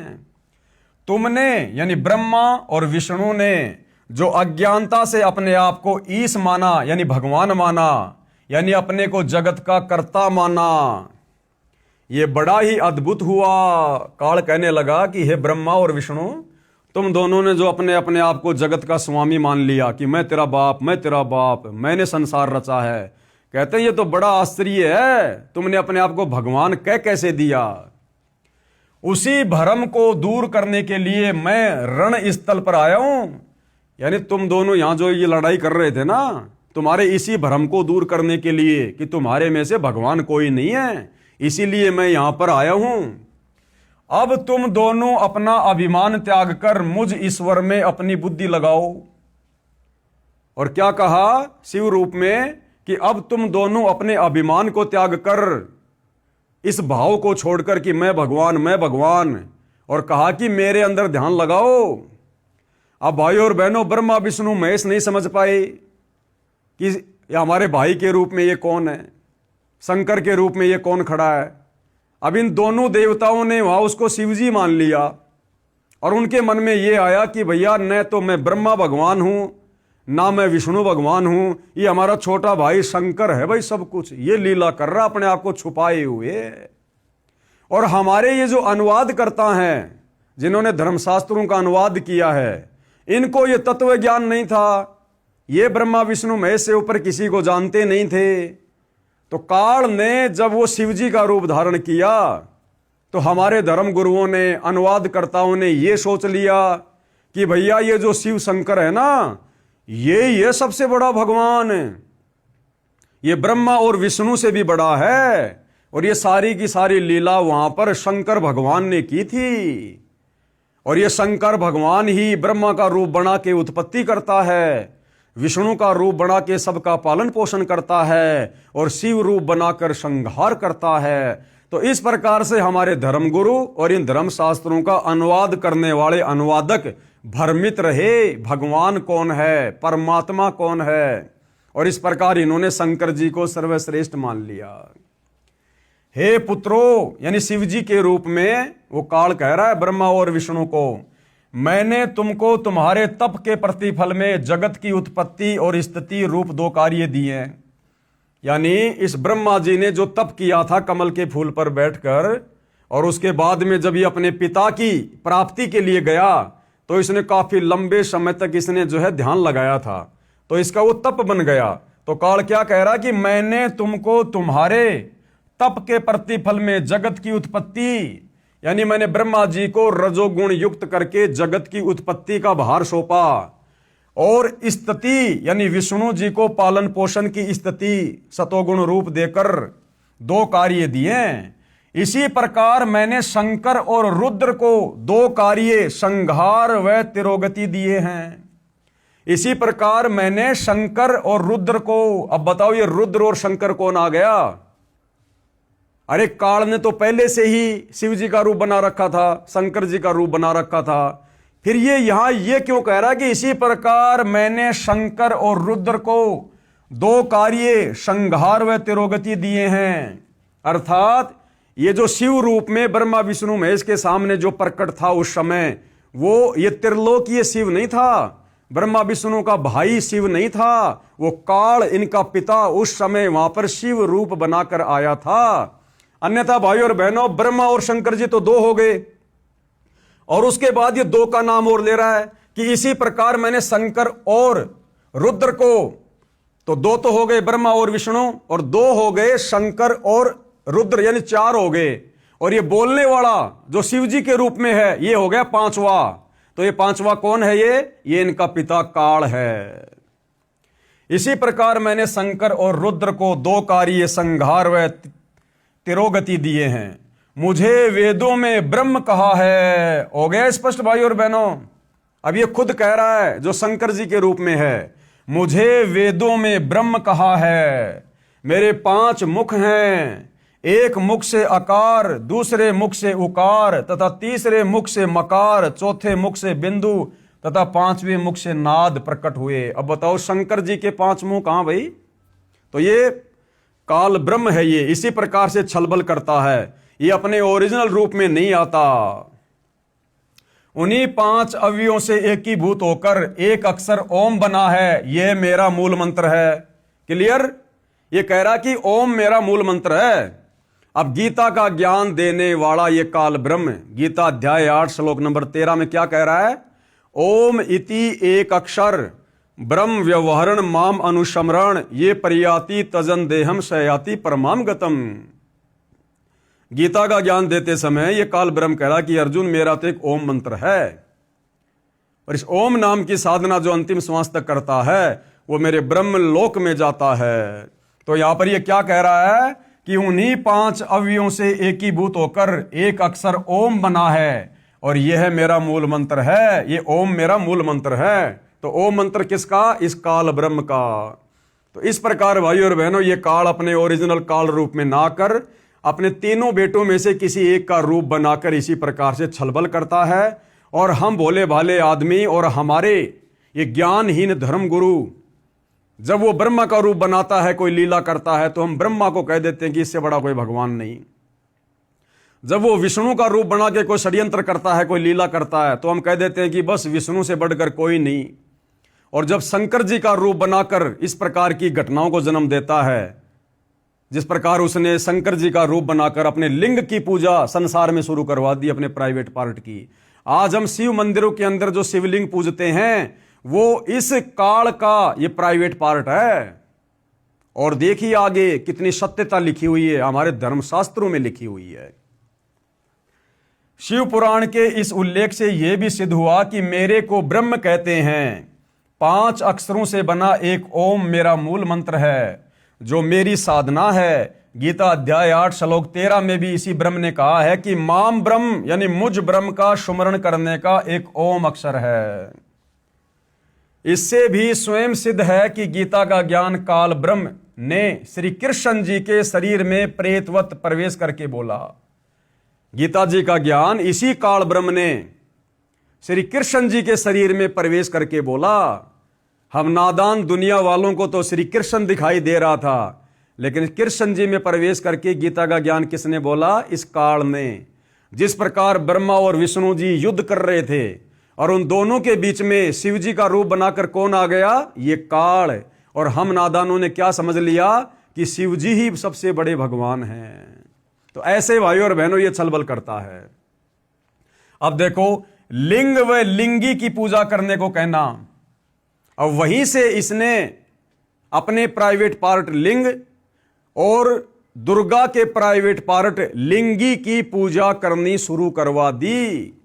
क्योंकि जब ब्रह्मा और विष्णु जी दोनों युद्ध कर रहे थे तो शिव का रूप बनाकर तो काल आ गया, और पार्वती का रूप बनाकर ये अपनी पत्नी दुर्गा को ले आया। और उसके बाद से इसने संसार में अपने प्राइवेट पार्ट लिंग की और अपनी पत्नी दुर्गा के प्राइवेट पार्ट लिंगी की पूजा शुरू करवा दी, जो हम हिंदू श्रद्धालु मंदिरों में शिवलिंग के नाम से उसकी पूजा करते हैं। देखिएगा, लिंग व लिंगी की पूजा करने को कहना, काल ब्रह्म ने अपने लिंग यानी प्राइवेट पार्ट तथा स्त्री की लिंगी यानी प्राइवेट पार्ट की पूजा करने को कहा। जो मंदिरों में शिवलिंग स्थापित किया होता है उसको ध्यान से देखा जाए तो पता चलता है कि पत्थर की लिंगी यानी स्त्री की योनि में पत्थर का लिंग यानी शिव का लिंग पेशाब इंद्री प्रविष्ट किया गया होता है। यानी शिवलिंग के नीचे जो पत्थर होता है गोल गोल, गुरुदेव कह रहे हैं कि वो दुर्गा का प्राइवेट पार्ट है। लिंगी जिसके अंदर वो पत्थर का शिवलिंग बनाकर, काल का लिंग बनाकर उसके अंदर डाला हुआ है। तो जो फोटो हम देखते हैं मंदिरों में या शिवलिंग की जो फोटो देखते हैं, तो ऊपर तो ये काल का जो प्राइवेट पार्ट है जिसको शिवलिंग कहते हैं वो है, और शिवलिंग जिस उस पत्थर की टुकड़ी के ऊपर रखा होता है जिसके वो अंदर होता है वो इस दुर्गा का प्राइवेट पार्ट है, लिंगी है, जिसकी पूजा इसने संसार में शुरू करवा दी। हमें मुक्ति के मार्ग से रोकने के लिए, हमें यहीं पर जन्मने और मरने के लिए, क्योंकि ये जो शिवलिंग की साधना है ये वेद विरुद्ध है, शास्त्रों के विरुद्ध है। और शास्त्र विरुद्ध साधना करके जो मनमाना आचरण करता है वो कभी न सिद्धि को प्राप्त होता है, न गति को प्राप्त होता है, न उसकी मुक्ति होती है। ये गीता अध्याय 16 श्लोक नंबर 23 का सारांश है। अब आगे देखिए भाइयों और बहनों, श्री शिव पुराण के विद्वेश्वर संहिता के खंड 1 अध्याय 5 श्लोक 26 और 31 भाई और बहनों ये नोट कर लेना, ये कहीं आपको लगे कि भाई संत रामपाल जी ने ऐसे लिख दिए होंगे। हमारे हिंदू धर्म शास्त्रों में जहां जहां जो बातें लिखी हुई हैं, आप लोगों की सुविधा के लिए कौन सा अध्याय है, कौन सा पेज है, कौन सा खंड है, सब कुछ बताया जा रहा है। और अभी तो आपको मौखिक बताया जा रहा है, उसके बाद एक एक शब्द जो सतगुरु रामपाल जी ने यहां बताया, ऐसा का ऐसा हमारे धर्मशास्त्र में लिखा हुआ है, जिसको हम सिरोधार्य मानते हैं। श्री शिव पुराण के विद्वेश्वर संहिता के खंड 1 अध्याय 5 श्लोक 26 से 31 तथा अध्याय 9 श्लोक 40 से 46 में प्रमाण है। इनकी फोटोकॉपी आगे लगाई गई है, कृपया वहां पर पढ़ें, विचार करें कि यह कितनी बेशर्मी की बात है। यह शिवलिंग की पूजा, लिंग और लिंगी की पूजा, यह हिंदू समाज के लिए कितनी बेशर्मी की बात है। ना यह शिवलिंग पूजा का विधान कहीं गीता में है, ना कहीं वेदों में है। यह काल इस प्रकार से ओछी आदि अधूरी घटिया साधनाओं को जन्म देता है। विचार करें कि यह कितनी बेशर्मी की बात है, कितना अभद्र मजाक काल ब्रह्म ने किया। ब्रह्मा तथा विष्णु से कहा कि तुम इस मेरे लिंग व लिंगी यानी स्त्री योनि की पूजा करो। वहां पर शिव जी के रूप में प्रकट होकर इस काल ने लिंग और लिंगी की पूजा शुरू करवा दी। पेश है श्री वेंकटेश्वर प्रेस मुंबई से प्रकाशित संस्कृत हिंदी अनुवाद वाली शिव महापुराण के विद्वेश्वर संहिता खंड के अध्याय 5, 6, 7, 8, 9 तथा 10 से संबंधित प्रकरण की फोटोकॉपी। अब देखिए भाई और बहनों, अभी तक जो बातें आपको बताई गई है, अब ये उसी पवित्र हिंदू धर्म के शास्त्र से आपको दिखाई जा रही है, जो आपको ऊपर बता दिया गया, कौन सा अध्याय है, कौन सा खंड है, कौन सा पेज है। अब ध्यान से पढ़ लीजिएगा। हे योगेंद्र, मैं उस लिंगाविर्भाव का लक्षण सुनाना चाहता हूं। नंदीकेश्वर बोले, हे वत्स सुनो, मैं तुम्हारी प्रीति से कहता हूं, पूर्व काल में जो पहला कल्प था, जो लोक में विख्यात है, उस समय महात्मा ब्रह्म और विष्णु परस्पर युद्ध हुआ। यानी महात्मा ब्रह्मा और विष्णु जी का युद्ध शुरू हुआ। उनके मान के दूर करने को, उनके मान यानी उनके घमंड को, उनके अहंकार को दूर करने के लिए, जो ब्रह्मा कह रहा था कि मैं तेरा पिता, विष्णु कह रहा था मैं तेरा पिता, उनके मान दूर करने को उनके बीच में उन निष्कल परमात्मा ने यानी उस काल ब्रह्म ने स्तंभ रूप अपना स्वरूप दिखाया और लंबा चौड़ा स्तंभ खड़ा कर दिया दोनों के बीच में। तब जगत के हित की इच्छा से निर्गुण शिव ने यानी उस काल ब्रह्म ने उस तेजोमय स्तंभ से अपने लिंग कार का स्वरूप दिखाया। ब्रह्मा विष्णु महेश जब युद्ध कर रहे थे, उनके बीच में इस काल ने एक तेजोमय लिंग खड़ा कर दिया था, स्तंभ। और बाद में क्या किया काल ने, उस स्तंभ को अपने प्राइवेट पार्ट, अपने लिंग का आकार दे दिया। उसी दिन से लोक में यानी संसार में वह निष्कल शिवजी का लिंग विख्यात हुआ। उसी दिन से भाई और बहनों ये शिवलिंग की पूजा शुरू हो गई, उस काल के प्राइवेट पार्ट की। यह आप लोगों के सामने है, हिंदी संस्कृत दोनों साथ में है। ये कोई दक्षिणी अफ्रीका के लोगों का शास्त्र नहीं है भाई और बहनों, ये विशेषकर हिंदू समाज से जुड़े भाई बहनों का अति पूजनीय और शिरोधार्य शास्त्र है। अब पढ़िएगा आगे। सगुण रूप में बेर रूप की कल्पना की गई। देवताओं की वह बेर पूजा इच्छानुसार भोगों की देनहारी है, परंतु शिव का लिंग बेर भोग और मोक्ष दोनों को देने वाला है। यानी फिर उसकी लिंग पूजा की महिमा बता दी गई। इति शिव महापुराण विद्वेश्वर संहिता भाषाया पंचोध्याय। नंदीकेश्वर बोले, हे योगींद्र, आगे एक समय विष्णु भगवान शेष सैया अपने गरुड़ आदि पार्षदों युक्त लक्ष्मी सहित शयन कर रहे थे। यानी आगे बता रहे हैं कि एक समय भगवान विष्णु लक्ष्मी और अपने नौकरों के साथ में शेष सैया पर विराजमान थे, आनंद ले रहे थे, विश्राम कर रहे थे। उस समय ब्रह्म ज्ञानियों में श्रेष्ठ ब्रह्मा जी अपनी इच्छा से ही वहां आए। उस समय क्या हुआ कि ब्रह्मा जी अपनी इच्छा से घूमता घूमता वहां श्री विष्णु जी के पास चला गया। सब प्रकार सुंदर सेज पर शयन करते हुए कमल लोचन विष्णु जी से पूछने लगे। और ब्रह्मा जी ने विष्णु जी से क्या पूछा? ब्रह्मा जी ने विष्णु जी से पूछा कि तुम कौन हो जो मुझे देखकर अभिमानी पुरुष के समान शयन करते हो। यानी भाई और बहनों, जब ब्रह्मा जी वहां गए विष्णु जी के पास में, तो विष्णु जी ने ब्रह्मा जी का आदर सत्कार नहीं किया, ये भी नहीं पूछा कि आओ ब्रह्मा जी, बैठो ब्रह्मा जी, उल्टा मुंह फेर लिया ब्रह्मा जी को देखकर। तो ब्रह्मा जी ने क्या कहा, तुम कौन हो जो मुझे देखकर अभिमानी पुरुष शयन करते हो, हे वत्स। ब्रह्मा जी बोले विष्णु को, हे बेटा उठो, देखो मैं तुम्हारा स्वामी आया हूं, यानी मैं तेरा भगवान आया हूं, मैं तेरा बाप आया हूं। और आए हुए गुरु को देखकर जो अभिमान करता है, उस द्रोही मूड का प्रायश्चित होना निश्चित है। और इस प्रकार से जो आदर सम्मान नहीं करता है तो उसका घमंड तोड़ना जरूरी हो जाता है। यह सुनकर विष्णु जी के अंतर में तो क्रोध हुआ। अब ये बातें सुनकर ब्रह्मा जी के मुंह से अब विष्णु जी के अंदर तो आया गुस्सा, लेकिन बाहर से बिल्कुल शांत बने रहे। यह सुनकर विष्णु जी के अंतर में तो क्रोध हुआ, परंतु बाहर से शांत रहे और बोले, हे वत्स। अब विष्णु जी प्यार से क्या बोले ब्रह्मा को, हे बेटा तुम्हारा मंगल हो, बैठो इस आसन पर विराजो। कि अगर तेरे को बैठने की ज्यादा चाहत है ना तो बैठ जा भाई तू इस आसन पे। इस समय तुम्हारा नेत्र कुटिल और तुम्हारा मुख वक्र क्यों हो रहा है, कि तेरी आंखें और तेरा मुंह टेढ़ा मेढ़ा क्यों हो रहा है, विष्णु ने पूछा ब्रह्मा जी से। ब्रह्मा जी बोले, हे वत्स विष्णु, हे बेटा विष्णु, तुमको समय के प्रभाव से अभिमान है कि तेरे को घमंड हो गया है। हे पुत्र, ब्रह्मा जी कह रहे हैं विष्णु को, हे पुत्र मैं तुम्हारा रक्षक और जगत का पितामह हूं।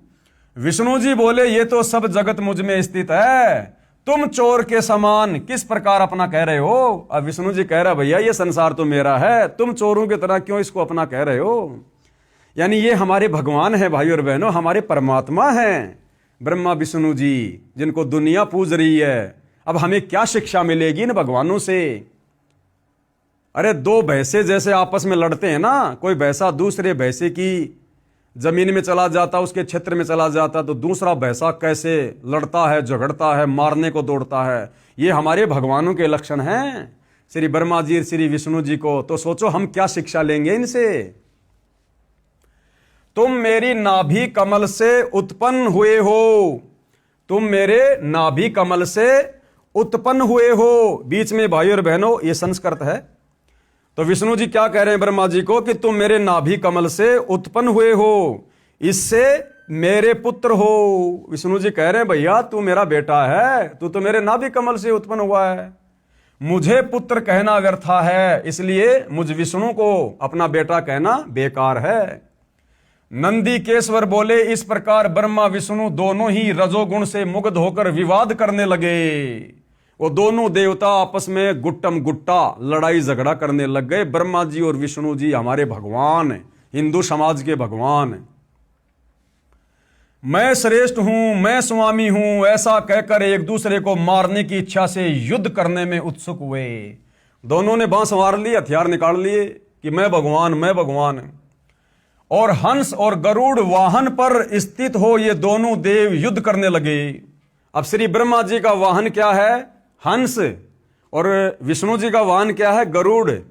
अब दोनों अपने अपने रथ पे सवार हो गए, अपने अपने वाहनों पर, और आपस में ब्रह्मा जी और विष्णु जी युद्ध करने लगे, लड़ाई करने लगे। और हंस और गरुड़ वाहन पर स्थित होकर ये दोनों देव युद्ध करने लगे। तब ब्रह्मा और विष्णु के वाहन गण भी युद्ध करने लगे, हंस और गरुड़ भी आपस में लड़ने लगे।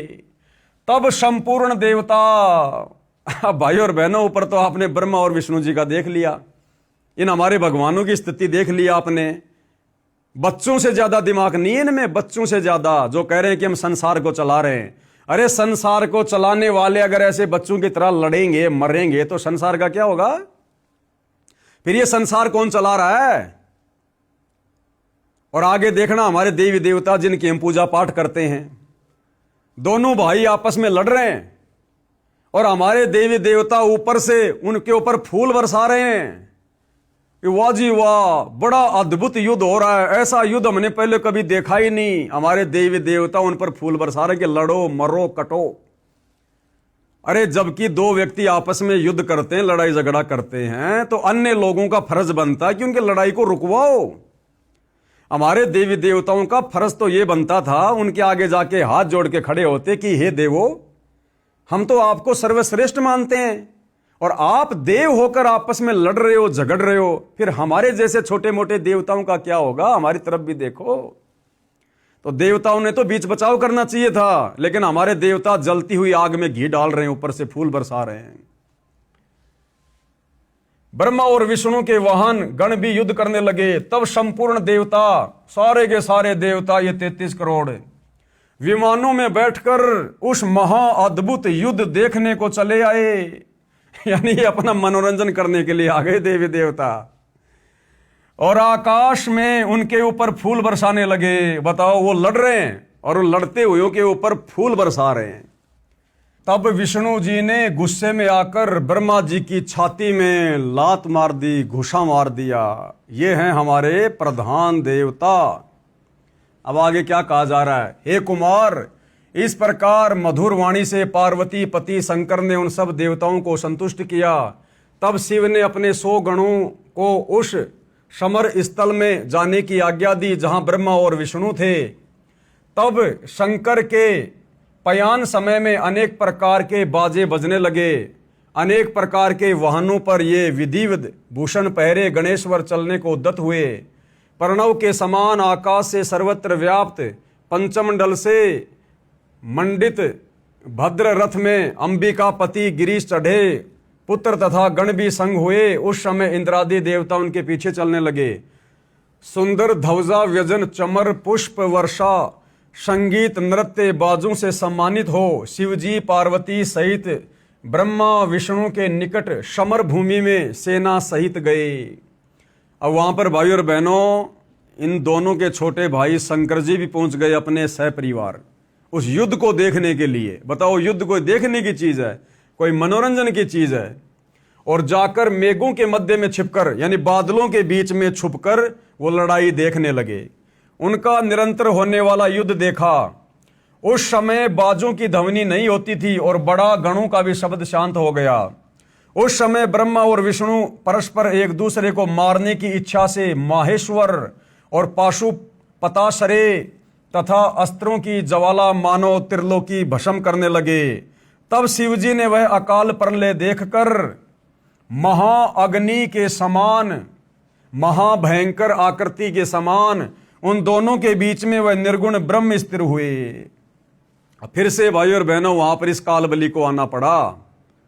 इस काल बलि ने फिर से वहां पर अपना एक तेजोमय रूप प्रकट कर दिया। वहां पर अग्नि के समान भयंकर ज्वाला उठाता हुआ एक रूप उसने, स्तंभ उसने वहां पर प्रकट कर दिया कि ये नादान फिर से मरेंगे, फिर से लड़ेंगे। ये इस संसार की सृष्टि स्थिति को कौन चलाएगा? मेरे भोजन को कौन तैयार करेगा?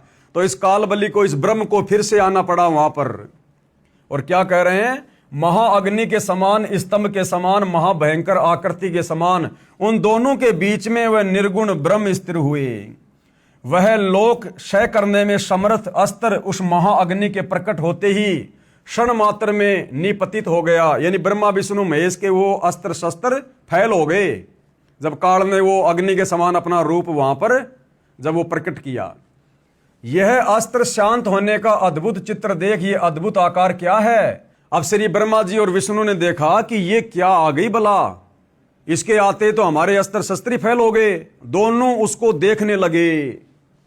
ऐसा ब्रह्मा और विष्णु परस्पर कहने लगे, यह इंद्रिय अगोचर स्तंभ अग्नि रूप सा क्या उठा है?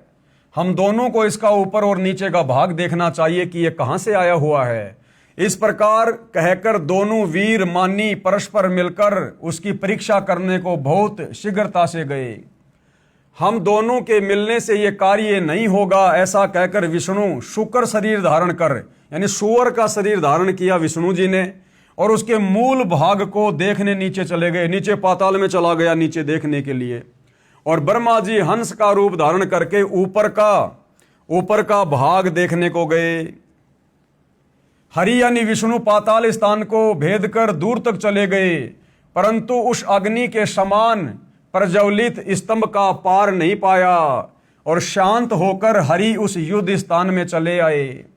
और ब्रह्मा जी आकाश मार्ग में चले गए। उन्होंने वहां केतकी का किंचित होना अद्भुत पुष्प देखा। यद्यपि वो बहुत वर्षों से टूटा था, परंतु उसमें बड़ी सुगंध थी और मलिन न था। ब्रह्मा और विष्णु के कृत्यों को देखकर भगवान परमेश्वर कौन? ये काल, ब्रह्मा और विष्णु के ऐसे इस कर्म को देखकर इस भगवान काल ने, परमेश्वर ने, स्तंभ है सो जगत के दर्शन और पूजन के निमित्त अणु मात्र बहुत छोटा हो जाएगा। ये लिंग मुक्ति और मुक्ति का साधन होगा। इसके दर्शन, स्पर्शन और ध्यान से ही प्राणियों के जन्म मरण छूट जाएंगे। यानी फिर से उसने वो लिंग पूजा शुरू कर दी जो अग्नि पर्वत के समान प्रादुर्भूत है। सो यह अरुणाचल नाम से जगत में विख्यात होगा। ये बड़ा भरी तीर्थ होगा। यहाँ प्राणियों के निवास करने या तनु त्यागने से मुक्ति हो जाएगी। यानी जो यहाँ पर आकर शरीर त्यागेगा उसकी मुक्ति हो जाएगी। रथ यात्रा, उत्सव, कल्याण और जनों के निवास योग्य ये स्थान होगा। यहाँ किया हुआ जप तप हवन करोड़ गुना हो जाएगा। ऐसी उल्टी साधना पर इस काल ने पूरे संसार को लगा रखा है। हमारे सब क्षेत्रों से ये श्रेष्ठ होगा। यहाँ मेरा स्मरण करते ही प्राणी मुक्त हो जाएंगे। इस प्रकार ये क्षेत्र महान और अत्यंत शोभित होगा। सब प्रकार के कल्याणदायक और सब प्रकार मुक्तिदायक होगा। जो यहाँ, अब ये काल ब्रह्म क्या कह रहा है? जो यहाँ लिंग में मुझ लिंगेश्वरी की पूजा करेंगे उन्हें शालोक्य, सामीप्य, सारूप्य, सृष्टि, सामुज्य ये पांचों मुक्ति क्रिया के फल को प्राप्त हो जाएगी। और यहाँ पूजन करने से तुम भी सब मनोरथों को प्राप्त होंगे। नंदीकेश्वर बोले, इस प्रकार भगवान ने उन नम्र हुए ब्रह्मा और विष्णु पर अनुग्रह करके उनके युद्ध, जो परस्पर उनकी सेना मारी गई थी, उन सबको अपनी शक्ति से जीवाकर उठाया, जिस शक्ति में अमृत की धारा रहती है, और उन दोनों की अज्ञानता और वैर को दूर करने के अर्थ दोनों से कहा, मेरे सकल और निष्कल भेद दो रूप हैं, परंतु और ईश्वर नहीं, इस कारण उनके दो रूप नहीं हो सकते। पहला स्तंभ और पीछे मूर्तिमान रूप। यानी ये दोनों रूप उस काल के ही थे। वो काल ये कहना चाह रहा है कि ये दो रूप नहीं हो सकते, अलग अलग नहीं हो सकते। पहले वो स्तंभ रूप भी मेरा ही था, परंतु और ईश्वर नहीं, इस कारण उसके दो रूप नहीं हो सकते। पहला स्तंभ रूप और पीछे मूर्तिमान रूप धारण किया। इसमें ब्रह्म रूप निष्कल है और ईश्वर रूप सगुण है। मेरे ये दोनों रूप सिद्ध हैं, दूसरे किसी के नहीं हो सकते। इस कारण तुम दोनों को अथवा दूसरों को ईश्वर की प्राप्ति नहीं हो सकती। तुमने जो अज्ञानता से अपने को ईश माना, ये बड़ा अद्भुत हुआ। उसके दूर करने को ही मैं रण क्षेत्र में आया। अब तुम अपना अभिमान त्याग कर मुझ ईश्वर में अपनी बुद्धि लगाओ। मेरे प्रसाद से लोक में सब अर्थ प्रकाश करते हैं।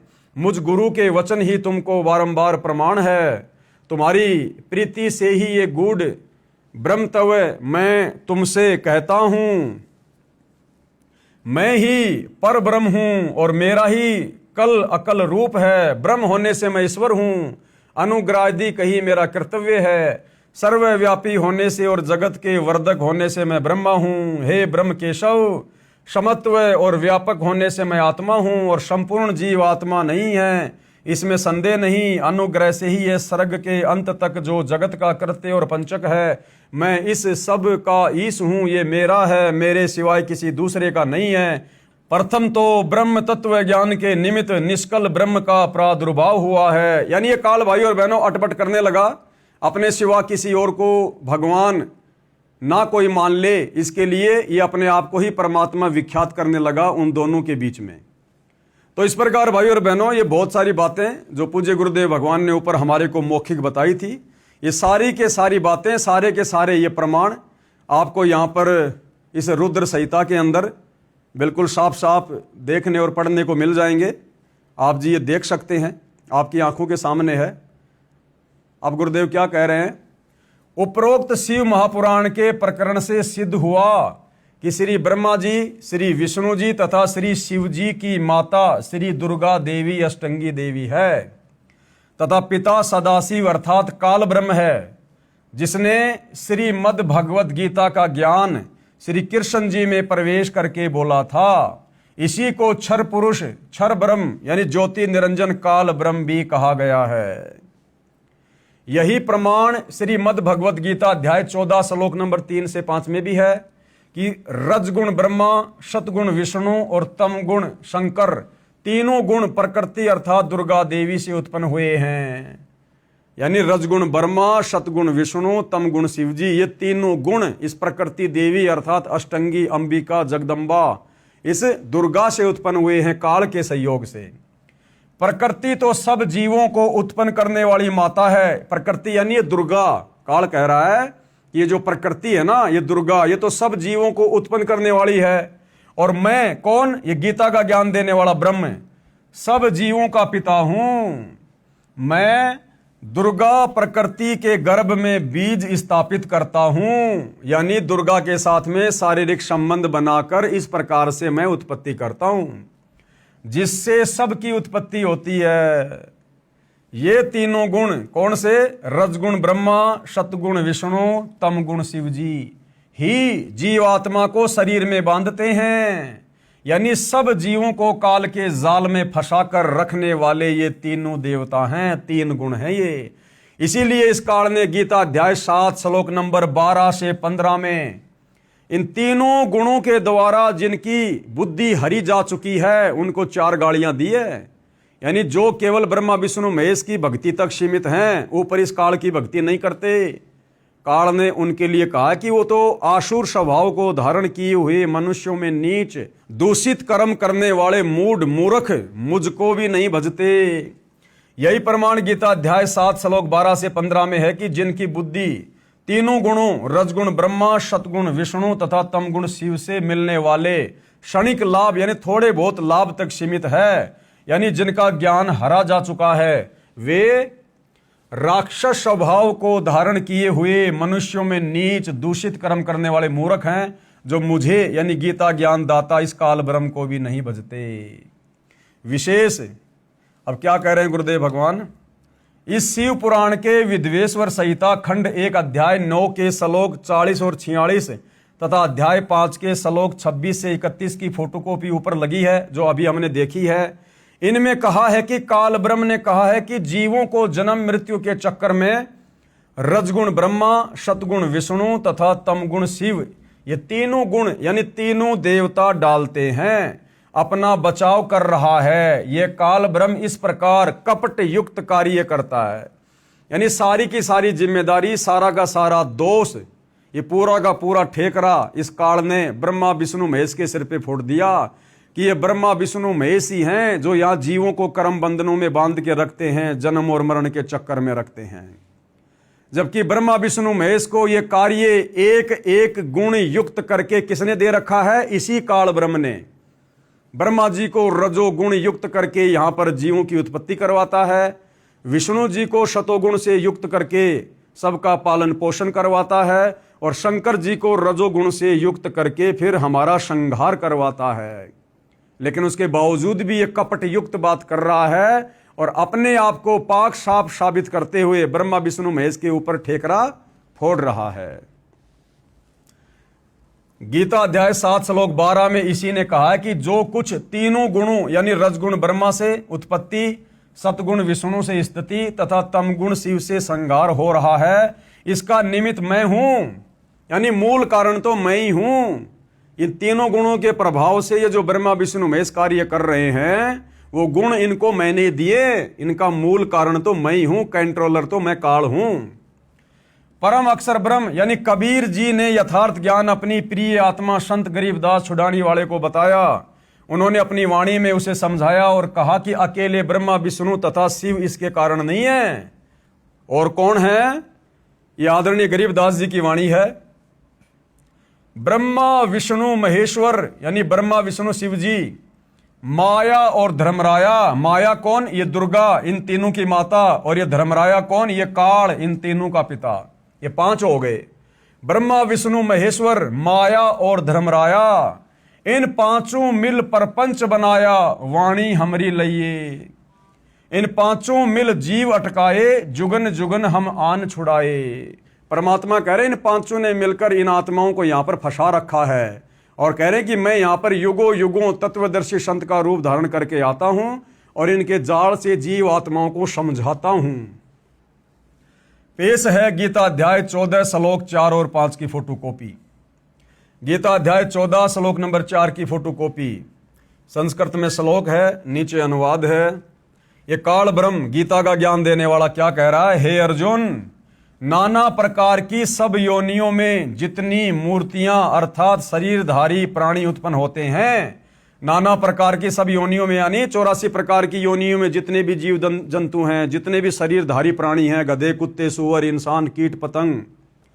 हे अर्जुन, नाना प्रकार की सब योनियों में जितनी मूर्तियां यानी शरीर अर्थात शरीरधारी प्राणी उत्पन्न होते हैं, ये प्रकृति यानी दुर्गा तो उन सब की गर्भ धारण करने वाली माता है, और मैं यानी काल बीज को स्थापन करने वाला पिता हूं।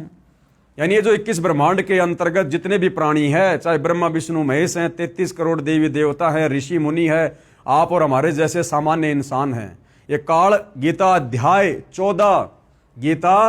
14 श्लोक 4 में क्या कह रहा है कि तमाम प्रकार के जीवों की मां तो ये दुर्गा है, और इस दुर्गा के गर्भ में बीज डालने वाला यानी दुर्गा के संयोग से सबको उत्पन्न करने वाला मैं काल सबका पिता हूं। गीता अध्याय 14 श्लोक 5 क्या कह रहा है?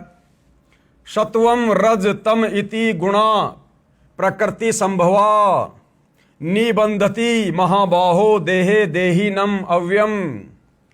ये काल ब्रह्म क्या कह रहा है? हे अर्जुन, सत्व गुण, रजोगुण और तमोगुण यानी ब्रह्मा विष्णु महेश, ये प्रकृति से उत्पन्न तीनों गुण, प्रकृति कौन? दुर्गा से उत्पन्न ये तीनों गुण कौन? रजगुण ब्रह्मा, सतोगुण विष्णु, तमोगुण शिव जी, अविनाशी जीव आत्मा को शरीर में बांधते हैं। यानी हम सबकी आत्माएं अविनाशी है, आत्मा कभी किसी की नहीं मरती, लेकिन इस अविनाशी आत्मा को इस काल के रिमोट से ये ब्रह्मा विष्णु महेश यहां पर कर्म बंधनों में बांध के रखते हैं तीनों गुणों के प्रभाव से।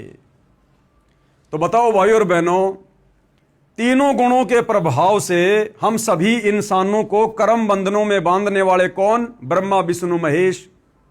और ब्रह्मा विष्णु महेश के माध्यम से हम सभी जीव आत्माओं को बंधवाने वाला कौन? ये काल और दुर्गा।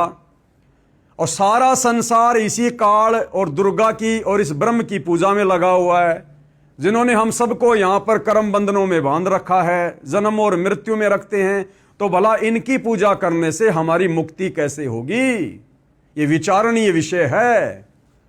इसलिए गीता अध्याय 4 श्लोक नंबर 34 में ये गीता का ज्ञान देने वाला काल ब्रह्म सच्चाई बता रहा है कि अर्जुन, अगर तुझे जन्म और मरण से छुटकारा चाहिए, परम शांति को प्राप्त करना चाहता है, उस सनातन परम धाम सतलोक में जाना चाहता है, तो भैया किसी तत्वदर्शी संत की खोज कर ले, उस तत्वदर्शी संत से उपदेश ले। वो तत्वदर्शी संत तुझे परमात्म तत्व का ज्ञान बताएगा, तुझे भक्ति और मुक्ति का मार्ग बताएगा, मेरे इस 21 ब्रह्मांड से बाहर निकलने का, कर्म बंधनों से मुक्त होने का मार्ग बताएगा। तब तेरी गति होगी, तेरी सदगति होगी, तुझे पूर्ण मुक्ति मिलेगी। फिर उस परम धाम सतलोक में जाने के बाद गीता अध्याय 18 श्लोक 62 में कह रहा है कि फिर उस सनातन परम धाम में जाने के बाद ये प्राणी वापस लौटकर संसार में नहीं आता है। तो भाई और बहनों, वह तत्वदर्शी संत आज वर्तमान में धरती पर सतगुरु रामपाल जी हैं। ये स्वयं परम अक्षर ब्रह्म हैं, सच्चिदानंद घन ब्रह्म हैं। ये स्वयं ही कबीर देव हैं, क्योंकि स्वयं कबीर देव के अलावा तत्वदर्शी संत की भूमिका संसार में कोई भी नहीं कर सकता। इस 21 ब्रह्मांड का स्वामी काल ब्रह्म, और काल ब्रह्म कह रहा है कि मुझे भी तत्व ज्ञान नहीं है। तो बताओ फिर तत्वदर्शी संत को कैसे हो जाएगा, यदि तत्वदर्शी संत भी आप और हमारी तरह एक सामान्य इंसान होगा और काल के 21 ब्रह्मांड का निवासी होगा।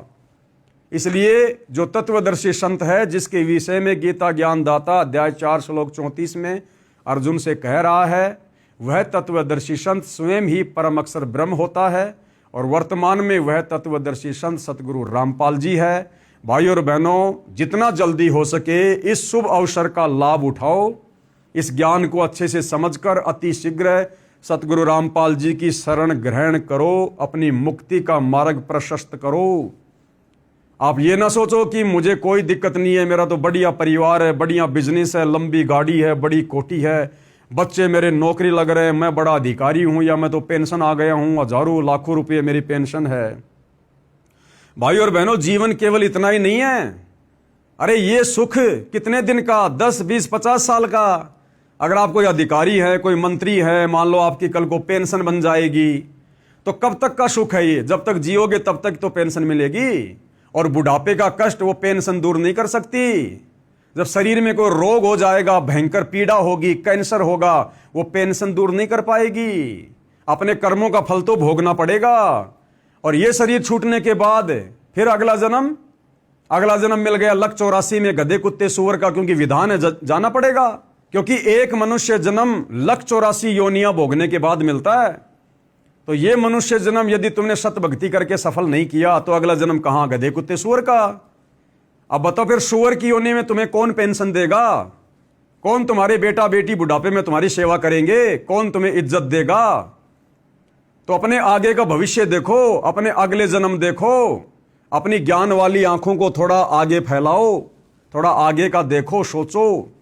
और आगे का देखा सोचा जाएगा तत्वदर्शी संत के सत्संग सुन के। अन्यथा ये काल सबकी आंखें बंद रखता है। इसने ब्रह्मा विष्णु महेश की आंखें बंद कर रखी है। अध्यात्म के मामले में आप और हमारी 2 कोटि के जीवों की कैसे खुलने देगा? तो भाइयों और बहनों, आज मौका है। परमात्मा स्वयं धरती पर तत्वदर्शी संत के रूप में प्रकट हैं। यदि इनकी भक्ति करके मुक्ति प्राप्त कर लेते हैं तो हमारा पीछा छूट जाएगा। अन्यथा फिर युगों युगों के लिए हम इसी प्रकार से कर्म बंधनों में बंध जाएंगे और ये हमारी दुर्गति काल इसी प्रकार से करता रहेगा। तो भाइयों और बहनों, आज के वीडियो में केवल इतना ही। कल परमेश्वर के आशीर्वाद से हम पवित्र पुस्तक हिंदू साहिबान नई सिमजी गीता वेद पुराण इसके 6ठे अध्याय में चलेंगे। और 6ठे अध्याय में फिर हम क्या देखेंगे? श्री ब्रह्मा, श्री विष्णु व शंकर जी ही 3 देवता है और ये ही 3 गुण हैं जो हमारे को, यानी इस अविनाशी आत्मा को शरीर में बांध के रखते हैं, काल का भोजन बना के रखते हैं। तो आज गुरुदेव के आशीर्वाद से केवल इतना ही। गुरुदेव हम सभी को आज्ञा दें, आशीर्वाद दें, हमारा मार्गदर्शन करें। बंदी छोड़ सतगुरु रामपाल जी भगवान की जय हो।